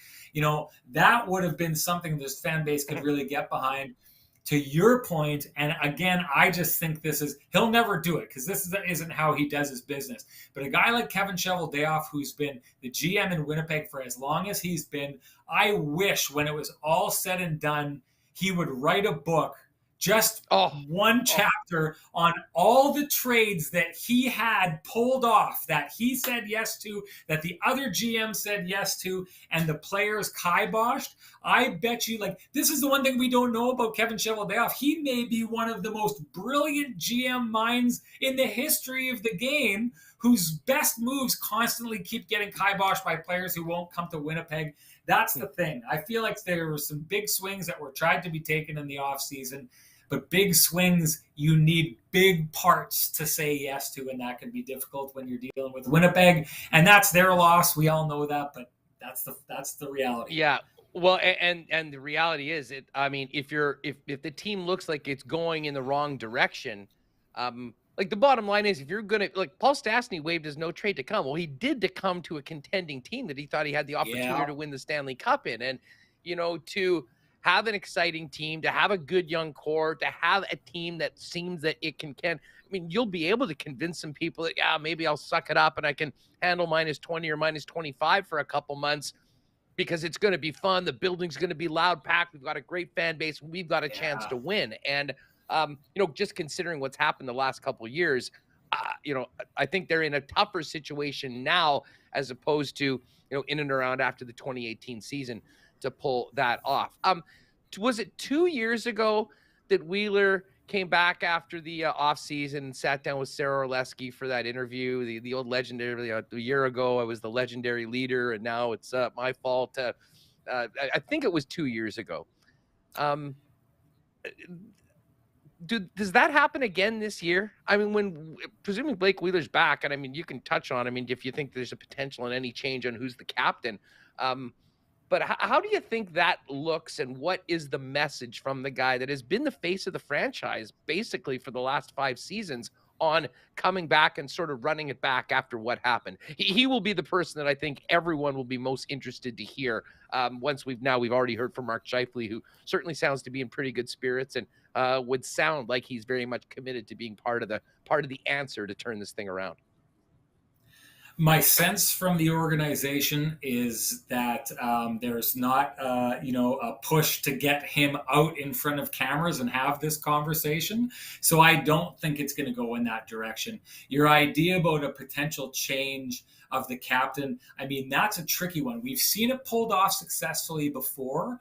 It happened in San Jose. Joe Thornton was their captain. He took he lost the letter and left that on the table, and they survived that and were a good team for a while, but the conditions to survive that were in place. Joe Pavelski, who remains one of the greatest leaders in the game, was on that team and ready to assume that mantle. Logan Couture was a young player who was ready and able to step into that leadership role, and these are guys, Huss, that I can say procedurally from a media point of view, Joe Pavelski and Logan Couture, whenever I dealt with them, and I did the Stanley Cup final where they played the Pittsburgh Penguins, you would go talk to those guys and they would sit and talk to the media for over an hour. Over an hour, these guys would sit and talk to every single person who rolled by them and came and asked them questions. We've never seen anything like that before in Winnipeg from the leadership group here. That's not how they operate. So they pulled that off in San Jose. And were able to do that because the right pieces were in place. I'm not sure we see those pieces in place. Maybe Adam Lowry would be like the next up-and-coming type of player like Joe Pavelski. Maybe Kyle Connor is the Logan Couture, except Logan Couture likes to talk to the media. Kyle Connor is getting better at it, but still isn't the most talkative guy. So I don't think the pieces are in place to remove a captain like Blake Wheeler and have someone else cycle in there. So I don't see a change happening. I don't see Blake changing much course. He's 35, coming to be 36 years old. I think Blake Wheeler is who Blake Wheeler is. I don't know that despite the circumstances of what we've seen from this team that there's going to be a lot of change there. I just really think, expecting change from from the group and how they conduct themselves heading into the season is similar to expecting the change we saw in the off season. This is a team that, is somewhat stuck in their ways in a lot of different situations. That stubbornness has paid off for them in the past. I think they're hoping that stubbornness gets them through a lull or through a big speed bump in the road and gets them back on track. But this organization listens to itself and is talking to itself through this. So I don't think there's been enough change in any part of the organization to expect them to change the way they operate much more than what we've seen in the past. Yeah, speaking of the captain, a happy birthday to the captain. It's his birthday today, 36 years old as of today, 36, August there you go. 31st, 1986. Yeah. If you're born in 86, you're 36, man. We're old. I think the only way something like that actually happens is if it's something that he thinks is in both the best interest of the team and himself. And there might be part of it. I mean, being a captain, there's a lot that goes into it. And I think we saw, especially during a tough season last year, that it sort of took its toll on Blake. And, maybe there's part of me that thinks that maybe, through a long off season with everything that was discussed or wasn't discussed and happened or didn't happen, that might be something that, he might put forth. I mean, I think no matter what, whether you've got a C or an A or nothing on Blake Wheeler's jersey, as long as he's a member of the Winnipeg Jets, he will be one of the most important players in that locker room. But, sometimes guys get to a point where they read the room somewhat. And, maybe that is bottom line is, I don't think that Rick Bowness is going to come in and say, all right, we're starting from scratch. We've got no captain, no assistant. I'll dispute that. But, honestly, Rick, and this goes back to the incredible job on Bowness, and, hopefully his experience has prepared him for a really unique situation, is that, getting that buy-in and having all the people on board with pretty much the same personnel for the most part is going to be what I think determines how things go early on, how much this team comes together. And I think the first 20, 25 games are going to be incredibly important, because if it goes bad quick, I think many of the things that we've talked about with the time on these contracts left, they might not want to do it, but you sort of get forced in a situation where, you weren't not thinking about rebuilding, but it might be the time to do it going forward, because time is ticking and you've got valuable assets. And we've talked about how difficult it is to get guys here in free agency and tough trades. Well, we'll see what happens. But let's talk. I know there's a lot of people here that are excited about some of the young players that will get opportunities this year. Currently structured as is, who are the guys that you think stand to benefit the most? Maybe in the bottom six, a guy like a Morgan Barron, and for a Cole Perfetti, who I think is obviously penciled in, maybe penned into that top six opportunity, but at the same time, sort of pressure to be able to come in, still technically a rookie in the NHL, and produce at a pretty high level and handle some pretty tough matchups when they're going up against top lines in the NHL. Yeah, it's funny because this is where, this really is where, when Stastny was here and Kopp was here, they really had the potential to spread things out. I do think that the loss of those two players is absolutely huge and will kind of mask the idea of what we talked about earlier in the show. Paul Maurice, like I said, really just basically ranked 1 through 6, and that was your top two lines. And, never really got into the idea of, I always say this, the Pittsburgh Penguins won a cup or two cups, did they, with Kessel on the third line? Because, share the love, spread it out, and, this guy can elevate this player. We never really saw that attempt in Winnipeg. And they had the players to do it. It always seemed there was an odd man out. Kopp or Stastny was always ending up on the third line. It's share that around. Well, there isn't as much of that. So there's more question marks about what Rick Bowness could do. But I think you're right. Cole Perfetti is a guy that you could see being given specific opportunity. The Jets really love Morgan Barron. You could see it. So there's opportunity there to bump those guys up.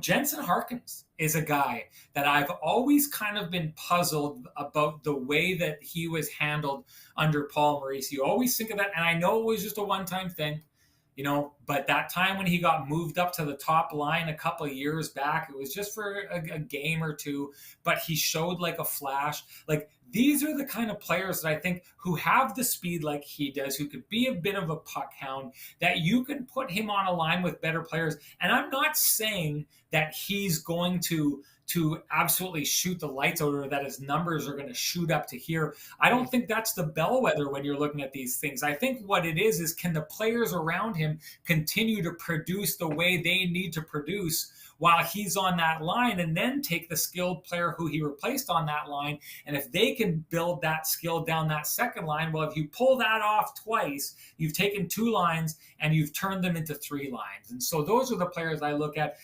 Morgan Barron, maybe he'll walk in and maybe Morgan Barron would have done it anyway, right? And maybe Cole Perfetti would have done it anyway because he's a talented guy.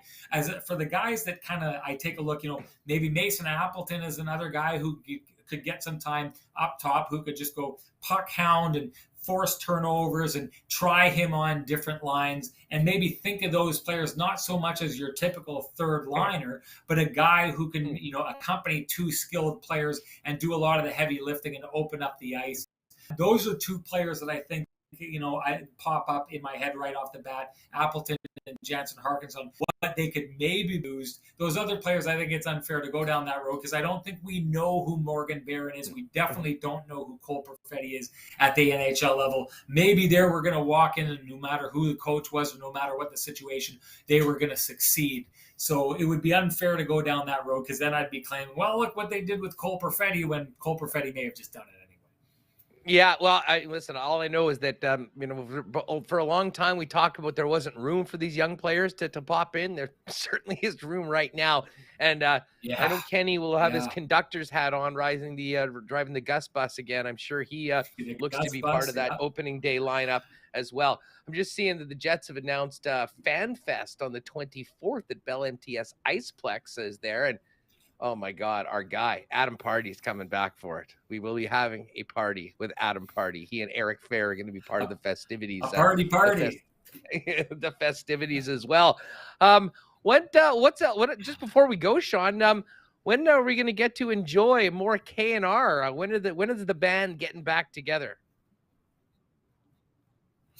Well, I mean, we'll start up with our post-game shows, obviously, once things get going. I'm not sure how we'll handle it in the preseason, but I do know that we've had conversations about having a little bit more of a presence during the one thing that we know from watching your show and from some of the shows that we did in the off season is like Jets fans want to have the conversation. They want to debate. They want to know what's happening during the preseason. It felt like last year's preseason was kind of locked.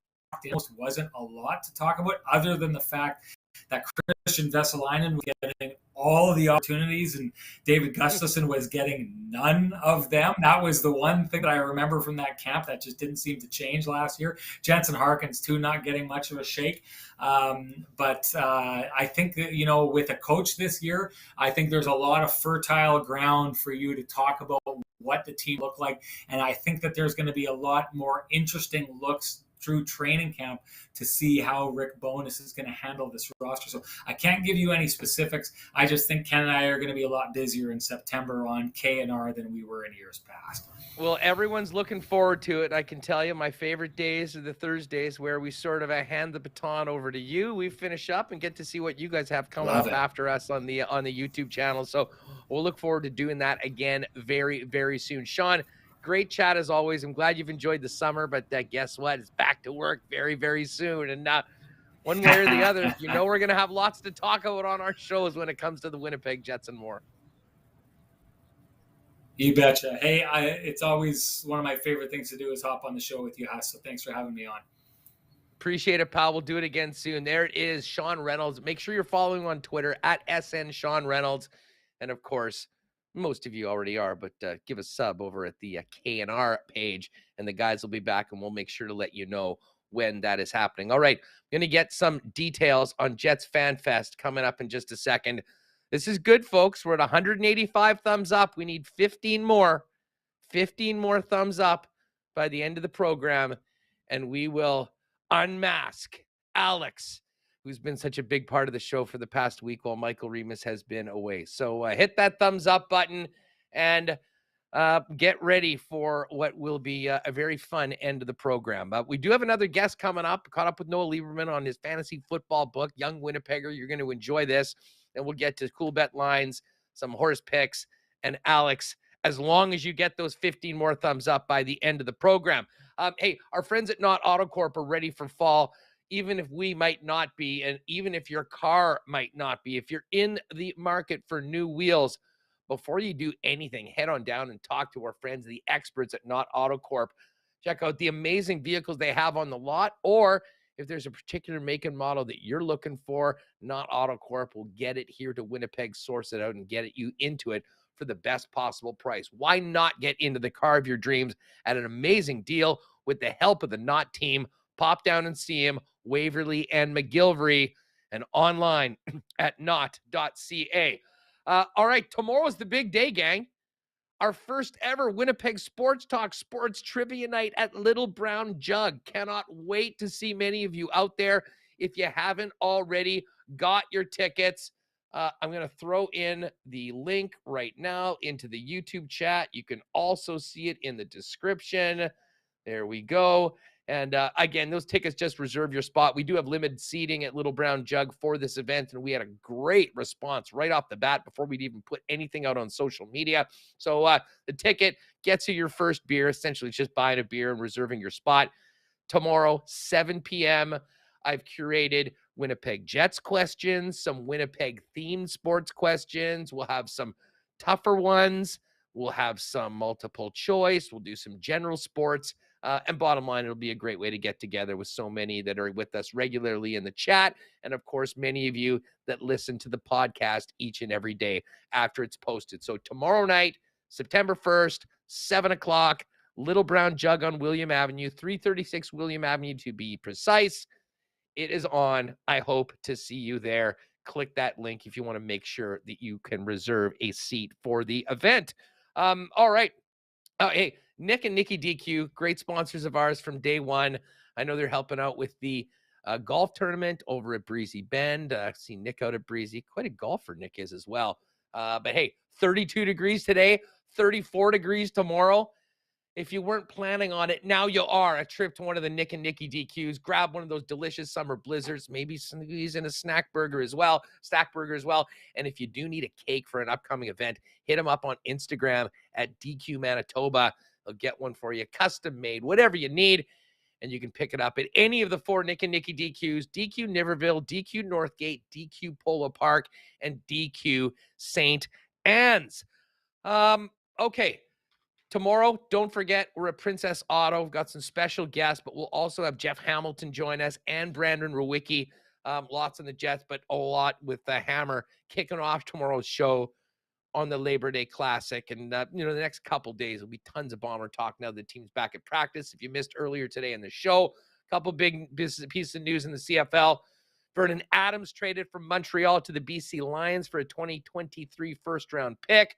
And closer to home, Brady Oliveira on the practice field and Brandon Alexander back at practice as well. We'll hear from Mike O'Shea a little bit later on and have you on tomorrow as to how he projects to potentially make his season debut in the Labor Day Classic. All right, we are over 200, so confirmed. End of the show. Alex will come out from the basement and join me on the show. But before we do that, really enjoyed this next conversation. After yesterday's show, caught up with Noah Lieberman, a recent U of M graduate who has written a very interesting book on fantasy football. Not like how you're going to win your league, but everything that goes around it. I know many of you play different fantasy sports. Check this out. We'll talk to Noah. We'll come back. We'll hit the Coolbet lines, and we'll have Alex join us before the end of the program. But here's my conversation with Winnipeg author Noah Lieberman on his latest. All right, fantasy football draft week is here. Got one tonight, got one tomorrow, and I have the feeling that many of you are in the very same situation heading into next week's NFL kickoff. And really looking forward to this next conversation because we have a recent U of M grad, Winnipeg native Noah Lieberman, who has just published a book, a very different book than you might be used to when it comes to fantasy football. It's called If You Think You Know Fantasy Football, Think Again.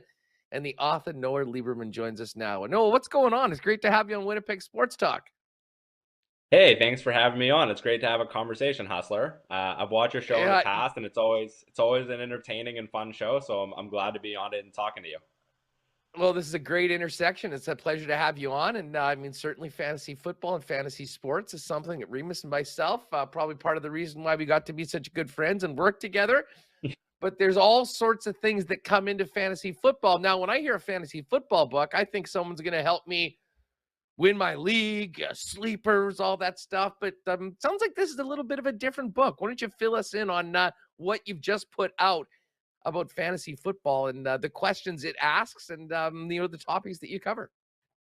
Yeah, absolutely. So this book, while I think that if you read it, it will help you like in the long term because it's going to provide you with more of a mental aspect of it rather than just like short-term strategies that never really work. It's really designed to answer some of the bigger questions that aren't really asked out there. And so it's really the only book that you'll find that talks about, is it really healthy competition? What are the social dilemmas? Is it gambling? Is it not gambling? And how do we play so that we can do it cohesively without fracturing relationships in such a polarizing game? But I think that but I will mention, even though it doesn't talk about sleepers and it doesn't talk about just the best running back for this year, you'll gain a long-term mindset about fantasy football that will help you understand the game better and give you an advantage, I think, over your league mates long-term if you do read it, even though it's going to help with all the other stuff too. Tell us, I'm really interested that you brought up the social dilemmas. I'll be honest, I've never really thought about that. I mean, sometimes you want to kill your buddy because he beat you or there was some scandalous trade or whatnot, but fill us in on that sort of angle and, what you cover in the book. Yeah, absolutely. So one thing that I think is really interesting is when people play in the workplace, which happens all the time, right? You have a bunch of like professional situations where people start up a fantasy football league because it's fun and it's something to do and it brings people closer together. And that's absolutely fantastic. I think that that's the best way that offices can really do it. But when it gets to the point where people are, making shady trades with their bosses and they're doing kind of things to win that maybe they don't want to do in the professional environment, it can really kind of question like the integrity of like who's really playing against each other to win and what are we really doing in the right kind of circumstances.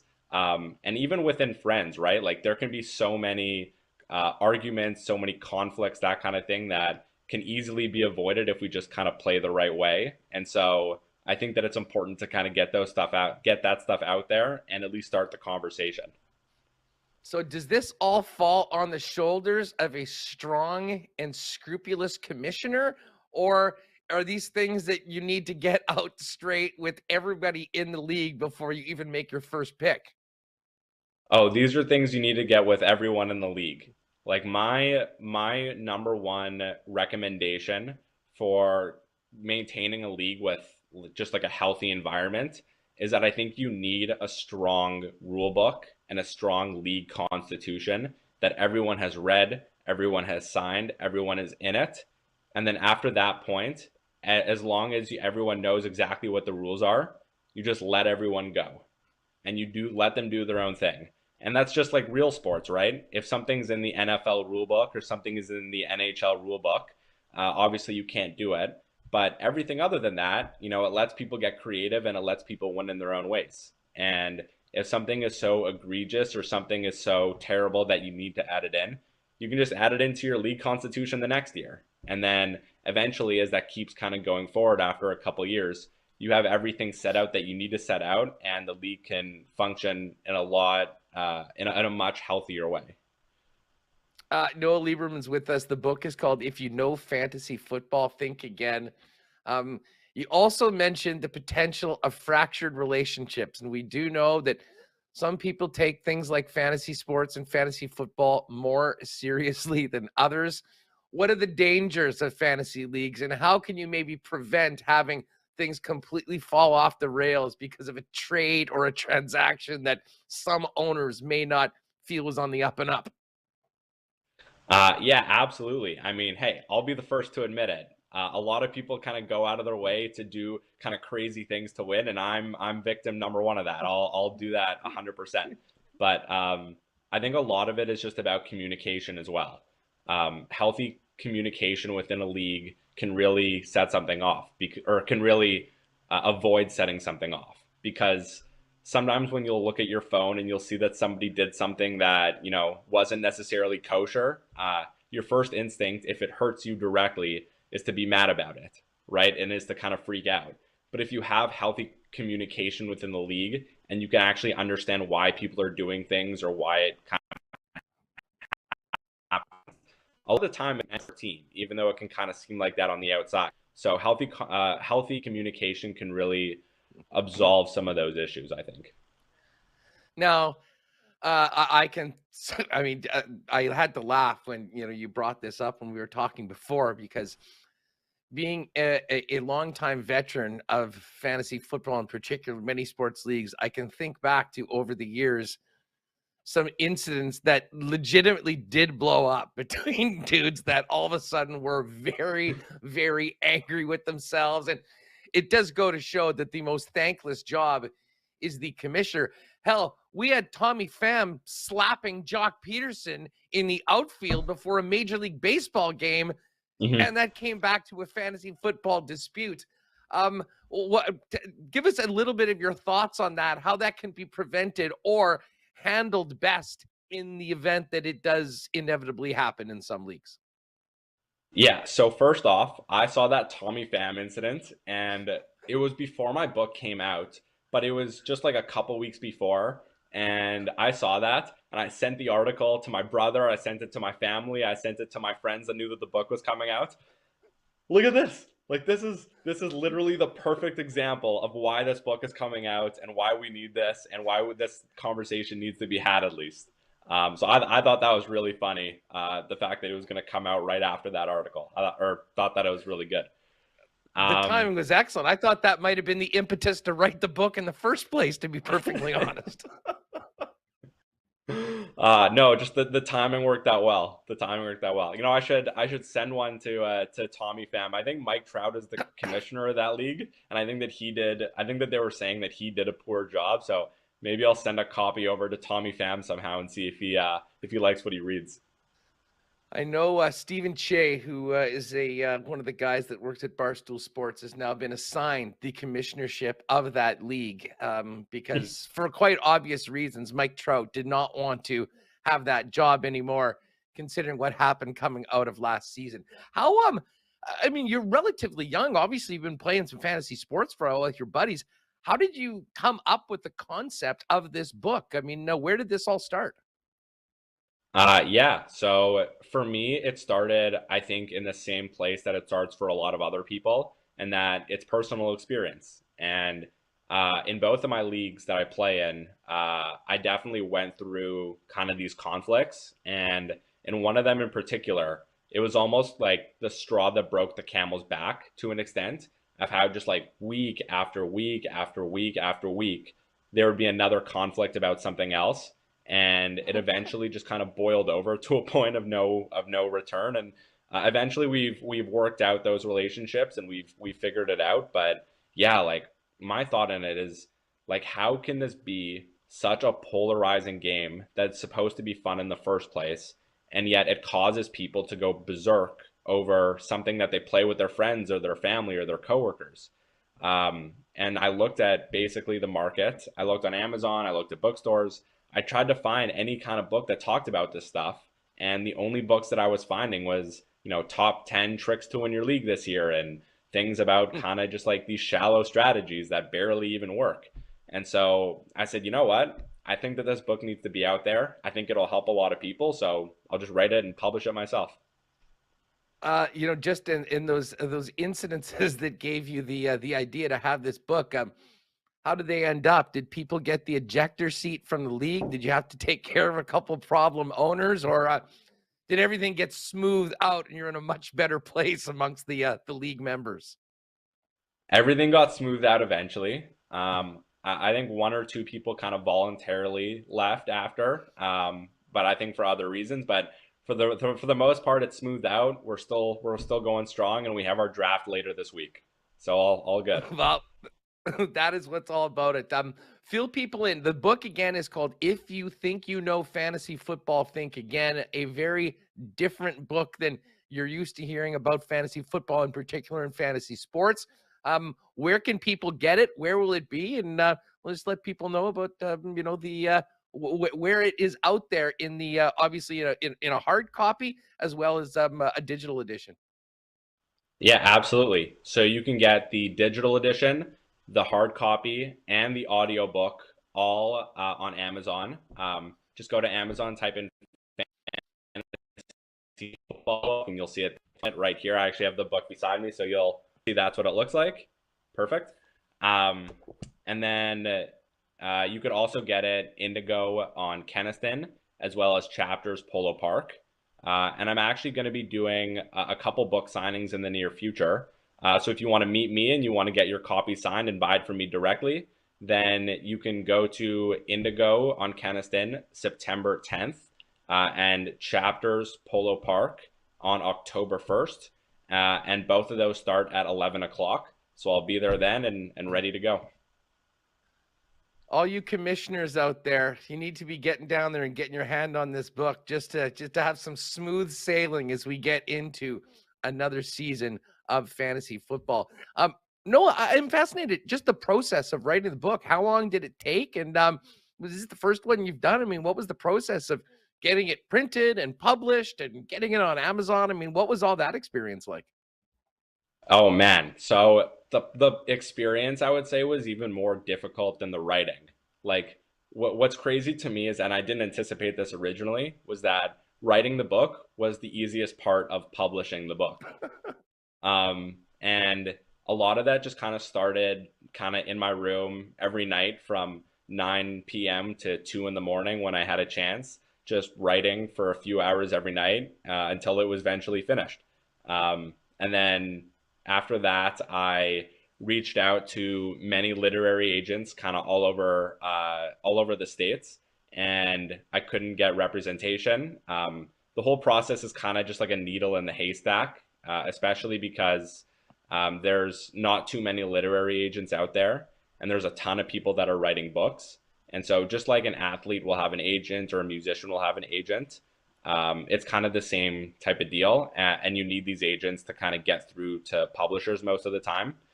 And so as a 21-year-old kid with no real life experience, still in college, I definitely had some trouble. And so after getting rejected probably about 100 times from literary agents and working on that for 6 months, I just said, screw it, I'll publish it myself and we'll figure out everything that needs to go down there. So at that stage, really, I did my own research about it, and I figured out that you can publish directly through Amazon. And so that's what I did. And now it's available on all Amazon platforms, as well as in a couple bookstores and some more to come in the future. Well, no, this is really neat and very timely as well. As we mentioned, I mean, I can only imagine there's already controversies in leagues before they even make the first pick. People are still dealing with something that happened a season or two seasons ago. So fantasy football players, especially you commissioners, get your hands on the book. If you think you know fantasy football, think again. And may you all have a smooth, seamless, fun, and competitive fantasy football season. Noah, congratulations on the book. Thanks so much for doing this. And hopefully we'll speak with you again in the future about more interesting projects, especially if they have to do with fantasy. You let me know. We'll get you back on WST. Appreciate you joining us. Hey, thank you very much, Hustler. It was an absolute pleasure to be on your show. I'm a big fan. You guys do a great job, so it was great to be on. Thanks, Noah. All right, great stuff with Noah Lieberman. Check out the book, and as I said, really cool to see that we've got it out. Couple visits to the bookstores here in town, and listen, I know many of you are big time into fantasy sports. I'm really looking forward to reading this because I think it could probably help, especially as I mentioned, people that are involved in the commissioner role for said leagues. All right, tomorrow, cannot wait to get down to Princess Auto. They've been such great supporters of Winnipeg Sports Talk and, of course, the Winnipeg Blue Bombers, Gold Eyes, and more. But we're going to be doing a special show down there, and a little bit of a tease. The Queen of Curling popping on the program. A couple of their new squads are going to be jumping on. We'll also have Jeff Hamilton, and we will also have Brandon Rwicki. So it should be a great show. But I'm looking forward to getting out of this studio down there. So what should be great. Make sure you tune in. And for you people getting ready for the Banjo Bowl, make sure you get there early and take in everything going on at the Princess Auto tailgate party before every Winnipeg Blue Bomber game. Cheap beers, $5, $3.50 hot dogs and pop, DJ Finesse spinning. It will be the place to be before the Banjo Bowl and every Winnipeg Blue Bomber game. You can actually head out there as well at halftime and take advantage of some beer specials there if you want to get a bit better deal. I know you Winnipeggers love those as well. Of course, Princess Auto, 2 Winnipeg locations in store, Panet Road, Portage Avenue West, and you can always shop online 24/7, 365 at princessauto.com. And hey, while you're at that next Bomber game, if you're late to the party and haven't tried the brand new Canadian Club and Ginger Ale ready to drink premixed cocktail, well, IG Field's a pretty damn good place to have your first. Of course, CC and Ginger Ale, the iconic cocktail, now ready to go in 6-packs, pre-made for you. You can pick it up at your local beer store or Manitoba Liquor Mart. And, of course, the entire Canadian Club family and Beam Suntory family available at IG Field as the official sponsor of the Winnipeg Blue Bombers and at your local Manitoba Liquor Marts. All right, we got to get to some Coolbet lines. By the way, I did take an L earlier today. I thought Canadian Rebecca Marino might be upset by her second-round opponent who knocked out the number 2 seed. But Marino, first Canadian on to the 3rd round of the U.S. Open. Great win for her. First year she's ever been in the all 4 majors in a season.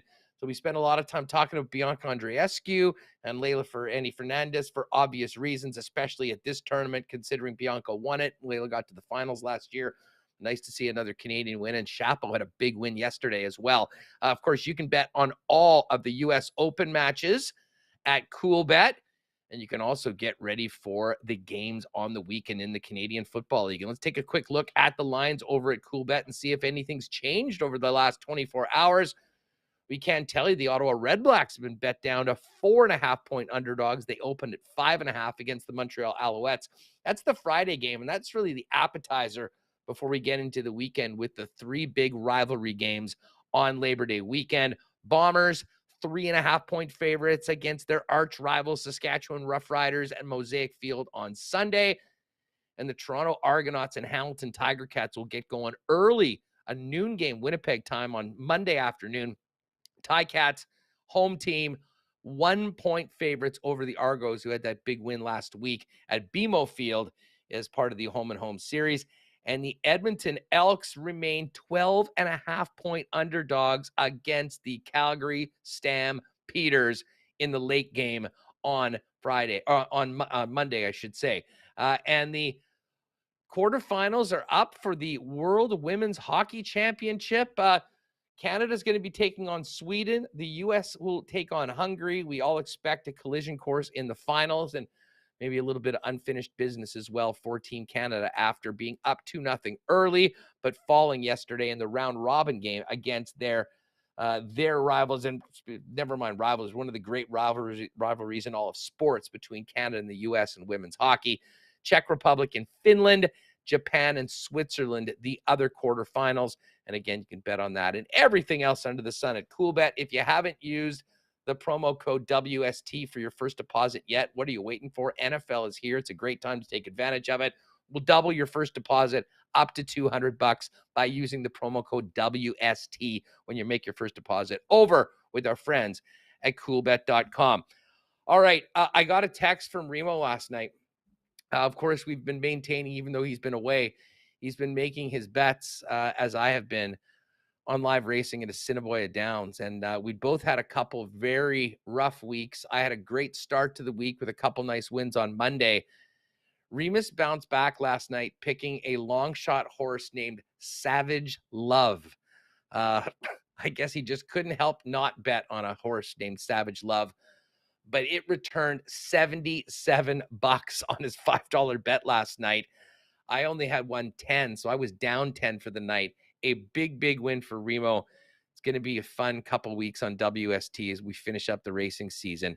I've got a very slight lead on Remo, but maybe I can extend it tonight. Here are the picks for this evening's live racing card at Assiniboia Downs. Don't forget, they go off at 7:30 p.m. An absolutely gorgeous night to get out. Whether you're hitting the Gold Eyes game or the Assiniboia Downs, make sure you get out somewhere tonight and take advantage of it. If you want to ride with me, race number 2, we're going to go number 3 to win, Lady Nyla. Race number 3, we're going to go with number 6 to win, Cabo Dorado.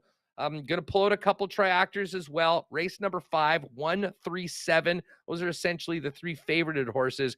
Inspiratus, Maybella, both dominant horses, and Outclassed You. Going to a couple long shots on a Quinella in race number 6, High Rise in the Peg, and Uncle Mo's Cat. And then the final race of the night, we are going with another $1 triactor box for $6. Barbie's Quest, My Trude, and Miami Souvenirs.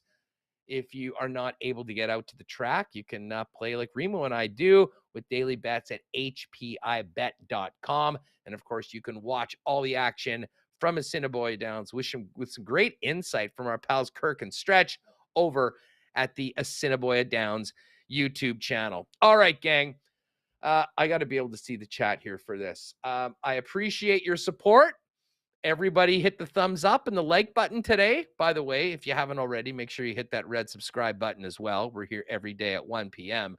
But regular viewers and listeners will know that the last week or so, Remus has been on holidays, a very deserved holidays, had not taken a single day off since we started this show back in March of 2021. But in addition to Remus having a great time, we had to keep this show on the road. And our friend Alex Allard has joined us last week, and I've been promising at some point we'd be bringing him on to the show. And he's got a very familiar sweatshirt, which many of you will recognize from the playoffs a few years ago. He was actually here working on it. But without further ado, let's get Alex in here for his first on-camera visit with us here on Winnipeg Sports Talk. Alex, first off, I mean, we've been talking the whole time, but welcome officially to the program. Folks in the chat, we'd like to get a nice welcome for Alex. First of all, tell us about the hoodie. I did not send that to you. That is your own. People will be interested as to where you picked that up and a little bit of your background and how you got hooked up with us. All right. Well, thanks for the intro. I've never done this before. I've always been behind the scenes, never in front of it, in one of these boxes that I've created. But the chat's blown up. Hey, chat, how you doing? You guys are crazy, by the way. You guys are awesome. Like, in a good way. Yeah, crazy in a good way, you know, like. Anyway, no doubt. I got started this shirt. I used to work in broadcast, and I did a lot of the TSN broadcasts, TSN Jet shows, and I'd fly out there, work some games, fly home, spent a lot of the time at that ENC that you talk about at the Delta. And one time I got out there and I needed a sweater. It was cold in the truck. I ran up, and this was on the clearance rack because it had been a couple years later, and I snagged this shirt, and every time I was out there, I always wore it. Shout out to the big replay operator out there, Pappy. He would love this shirt. Hope he's watching. You were here. Was it the first time the Jets came into the playoffs and were playing against the Anaheim Ducks? You were part of that crew, and I imagine from someone outside of the city, it must have been pretty wild to see a team that didn't even win a game in that playoffs, but just the incredible excitement for the team and for Winnipeg to be able to throw the whites on again for the first time, if 2.0. Yeah, it was cool. The most recent runs were even better, right? Where they went obviously deeper, better team. You know, the parties outside, the pint was on fire. You know, so I had some good memories here in Winnipeg. I did the Winnipeg Canada Games as well, so I spent a significant amount of time and a big chunk in August, I believe that was. And now I made the switch over to these online shows. I've started a family, much like Matt the Rabbi. Him and I had a good chat. I started a young family, and this kind of work has awarded me the opportunity to stay home and see my kids. So shout out to the wife, Sarah. She's upstairs making dinner while I'm down here having fun with you guys. Well, listen, it has been a hell of a lot of fun to have you on the program, and you've done an amazing job. And, I think people will be interested in, we've talked a lot on this show over the last year and a half about the changing face of the media industry. And for those that don't know, Michael Ream hooked up with Alex through his work with our pal Frank Saravalli and the Daily Face-Off Show, and we were also doing Wally and Methought. Fill us in a little bit on the transition from being the guy that was in these trucks doing all these television games, how it started, and now how busy you are working on those regular shows and obviously helping us out in a time of need here on Winnipeg Sports Talk. Yeah, I spent a long time. I started in 2005, right into the broadcast trucks. By 2010 Vancouver Olympics, I was working at the Olympics in hockey as a replay operator. And when you're in broadcast, you're only one small, part of the whole system. And so the biggest change, obviously, is going from just worrying about a little bit to worrying about the whole thing, obviously, and not having to travel. I mean, I used to have to, take a gig and fly out to LA for 2-3 nights and then come back home, and maybe go out to Calgary 3 days after. That kind of time change on your body and everything. Flying is crazy, but all my work with the Daily Face-Off, Frank got a hold of me one day, and Frank Saravalli, I was working tennis in Toronto, the Rogers Cup. One of those long days of tennis. If you're on a tennis crew, the worst thing you can hear is deuce because the match just keeps going on. But I was on like the 5th match of the day. I can't remember anything. Everything in tennis starts to look the same when you do, 2 weeks in a row of 5 matches a day. And yeah, Frank calls me. I answered it, and he said he was interested in starting a show. He had seen some of the work I had done with Wally and Methought. And right there, we just talking for about an hour, I decided to kind of get out of replay life and into this new life of digital online shows and building this studio I have around me. And all that production work that I had done years, I was a small cog, but I had really paid attention to everyone else around me, especially the last bunch of years. And I got a ton of passes. I did what Sean did here. You see, this wasn't like this when we started. These are all the same kind of passes from the Olympics, Grey Cups, Stanley Cup Finals, whatever. And all of that experience has come together for this, right? And for me to be able to try my hand at this and learn this, and I'm certainly happy I have. It's been a good ride so far. You've been killing it. It has been. Listen, I mean, obviously for like myself and Reem, it is a 2-man operation. We've sort of done everything ourselves, and certainly the stuff that people don't see behind the scenes takes a lot of work and a lot of expertise. And I joked that once I said, Reem, okay, we're going to do this shortly after the station ended, that he spent a 3-week crash course at the University of YouTube trying to figure out exactly what the heck we were going to do. And somehow we managed to pull it off, and it gets a little better and a little easier all the time. But certainly the ability to have him take some time off and have someone with the expertise of you coming in was huge. I have to ask you before we finish the show, you've worked on a number of shows, you pay a lot of attention, and we can take it. What do you think? How have you enjoyed Winnipeg Sports Talk? What do you think of the show, the vibe here, and especially the chat? Because I will put up our chatters and our people against any show. The community here is super fun, and I imagine you've noticed that and paid close attention to it throughout the last week. Oh yeah, and it's funny working as a freelancer across all these different leagues. Every city has like a little vibe to it. Every city's crew, they're all freelancers, so you might get a different camera guy here or there or whatever, but for the most part, you get the same crew depending which city you go to. You kind of know what camera guys you got to get to and stuff. And in Winnipeg, it's a tight knit. You know, a lot of them used to be the camera guys for the Jets, the original Jets, and the news and stuff in between. And then this team came and they're back, so they love doing the games. The energy there is great. Inside the truck, you're not supposed to be cheering inside the truck, but there is a little bit for the TSN Jets, and you can understand why.